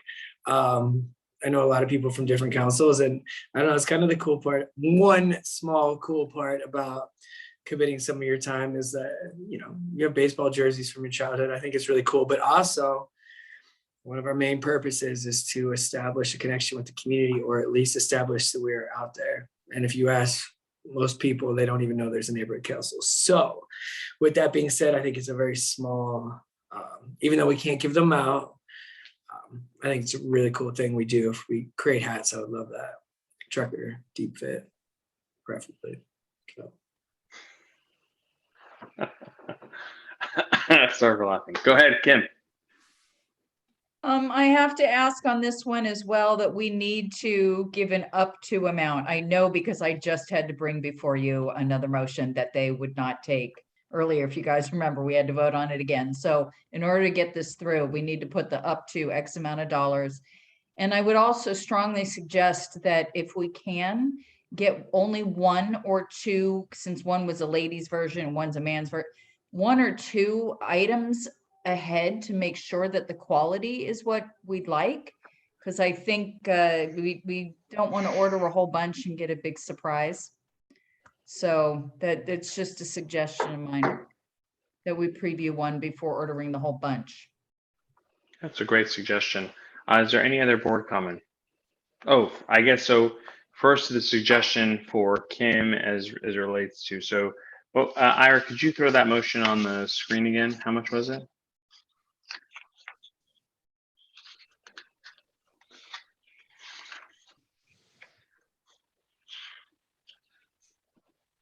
Give me 1 sec. I have to open up another screen. Sure.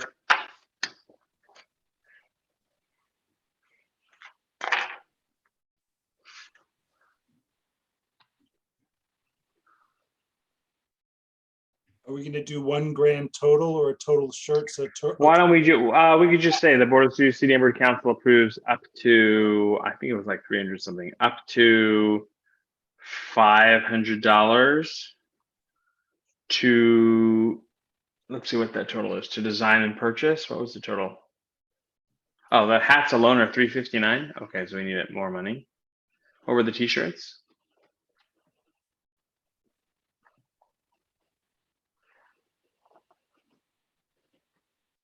So the t-shirts were $373 and $359 for hats. So let's just call it 1,000. Call it a day. So up to. Would this be considered an office expense if they are for us rather than promotional? I'm not sure which current budget it would come out of. I think potentially it would be either promotional or off. I don't know. That's a good question for Marielle. We're not giving it out, although there's more money in the outreach budget. That's why I was asking. We could run. Let's just say it's for outreach, and let's say, because you could argue it is, you can make it and say up to So friendly amendment, Scott, is the Board of Sioux City Neighborhood Council approves up to $1,000 to design and purchase of SCNC t-shirts and hats for promotional purposes. Okay Yeah. with you? Absolutely. Great. We have to open up to public comment because we are changing that amount. Of course, we have some public comment. Go ahead. Wait, where is he? There he is. Go ahead. Go to Puppet. Yes. What an interesting idea. An office expense. Well, if you have an office, then that means you're city employees. Thank you for just admitting that. Sorry, no volunteers here. And of course, if you're giving them out, then they're promotional items, right? Yes. How come you can't give out nice things like hats? You give out little pins and little things like that, stickers, but not the pretty items. No, you hog that for yourself. But what I want is, I want one of those Adam Sumner hats, like that hat. That's a better hat. And we'll just put a SCNC sticker on the top of it. What do we say? Oh, that's a good idea. I like that hat. Yes, we will order 50 of those hats. Right there. Perfect hat.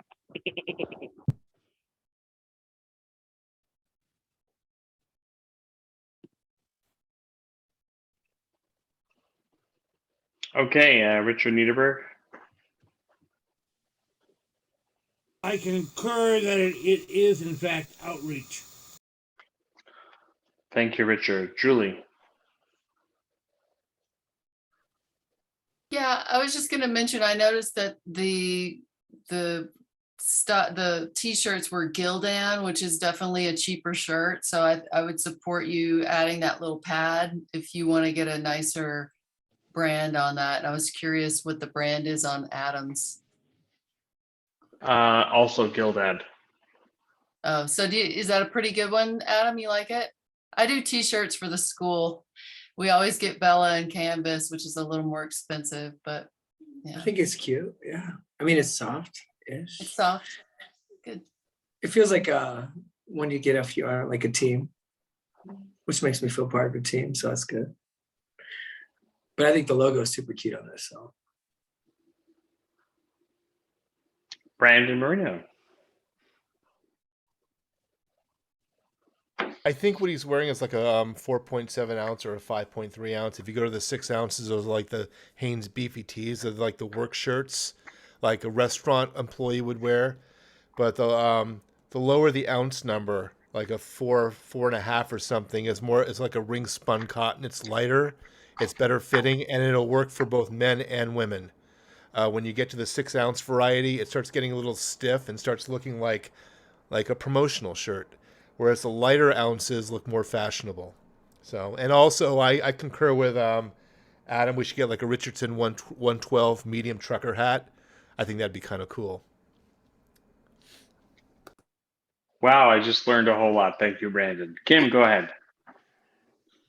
Oh, I realize these are kind of small sums we're talking about in the big picture, but we do have a fiduciary responsibility. I would like to ascertain.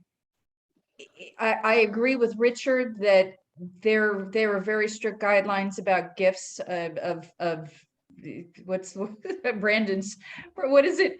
The gifts of public funds. And after this meeting or tomorrow, I'll send you guys all the line. There's very specific wording from the funding. I'm sorry, it's really late now. Funding information that they give us. So I do agree with Richard. I'd be curious if we can't give these out. I don't know who's going to decide on the amount, but 30 hats would be excessive for our group here. So I hope someone is going to put a lot of thought in that if we go ahead and support this, put a lot of thought in the numbers. I don't know who else working on that, but. I think we have to be clear, though, that if we're purchasing something, perhaps it's also recognizing that we are not just serving ourselves and we're creating something, or perhaps leaving an inventory for the next board to come before us, because we don't return hats and t-shirts, as Ira asked. Fair question. And so leaving the next board which may seem far away, but a year will go by very quickly. Some of us may return, some of us may not. And I think leaving an inventory there's nothing wrong with that. So I would respectfully disagree that I don't think that, for example, when you have a board of 15, buying 30 hats, I don't think is excessive because you're leaving something for the next board so that they don't have to reinvent the wheel. It already exists for them and it's there. But that's my opinion. But if they change Any- the logo, again, they're gonna end up with a surplus like you have currently. That's true, but that's also something that our neighborhood council and the previous board a little over a year ago took into account when there was the issue of revitalizing to the current logo versus the previous logo. That happened while Brian Carroll was president, and the issue of what do we have in inventory that is that's on the old logo, and that's something for every board to consider. So given this is a fairly new logo, I don't know that the next one will change, but I suppose that's possible. Any other comments, Abby? Well, I just learned a lot about t-shirts and fashion and names, cap sizes, etc. So I could, like I said, the prize that I just got, it was based on Vista print online, but I could volunteer to work with Ira if he knows any other places. I don't do really shopping online. I actually prefer, like Kim said, I prefer to see it, touch it, feel it, kind of see if it will fit. I'm more into the old-fashioned shopping. So if Ira knows a place, I can volunteer to take a look at it, go with him or separate somehow. I could also create an Excel sheet, and at least for the board members on Google Docs, they can the board members can write down their sizes. We can start there, and that's all I wanted to say. That's all. Anything else? Yes. Go ahead, Richard. Yeah, to cut down on waste and possibly benefit a future neighborhood council or members thereof, because normally not everybody changes. Hats basically are not just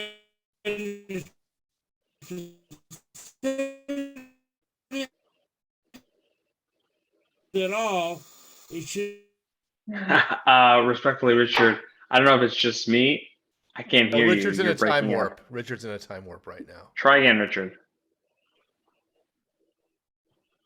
Okay, I'll try again.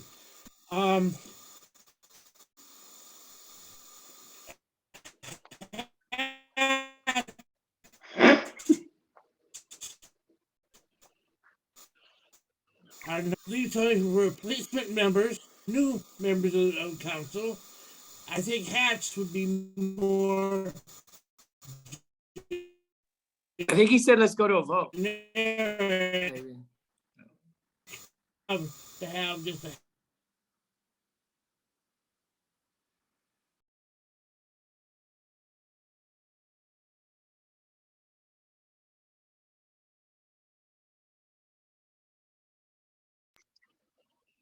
You broke up quite a bit, Richard, so we didn't get the last part. Hats. I heard something about hats. Hats are not gender specific, and they have adjustable sizes. Oh, therefore, great. It seems to me it's a wiser choice to get hats or more hats than shirts. Because they're transferable to new neighborhood council or replaced with other neighborhood more generic. Thank you. Okay, so thank you, Richard. I apologize. Your signal is a bit choppy, and I appreciate your patience with our giggles and laughs as you have been so patient in trying to deliver your message. Hats are, if I'm understanding you correctly, you can give a thumbs up. Hats are more universal. We don't have to worry about what are for men or what are for women. We can just buy hats and give them out, and it makes more sense. And perhaps buy more. That's a great point. We can leave it to Once Abby and or Scott or Brandon or whoever's going down to downtown or wherever it is we're going, or Studio City, whoever we're going to figure out where we're getting these shirts and or hats. I think the key point we've already agreed to is the up to. With that, I would say let's bring it to a vote. Okay, we are on 12. Kim Clements, Yes, and for the record, I do not want a trucker hat. yeah, but they're so cool. So cool. Try it, you'll like it. Dean Cutler, Yes. Randall Freed, Yes. Ira Gold, Yes. Jeff Hartwick, Yes. Julie Houlihan, Yes. Lisa Karajian, Yes. Laura is absent, Scott Mandel, Yes. Brandon Marino, yes, Richard Niederberg, Yes. Karen is absent, Adam Summer, Yes. Alexis Steinberg, Yep. Abigail Velasco. Yes. And I'll take one of the large ones that's still in the office, by the way. If You got it. Motion passes. What about Great. cutoffs? Thank No, we all don't thank you look very like much. you, Adam. I'm sorry. Thank, I wish I thank did. you. Maybe an extra large one. No problem. Thank you very much, everyone. I hope everyone had an enjoyable Easter. If you're observing Passover, we're still in it. Hope you had an enjoyable Passover. If it's Ramadan, I hope you're having a Ramadan Mubarak. And I hope you're all well. If hopefully we get to all see each other to social. And thank you very much. Have a good night. Bye. Right, thank you.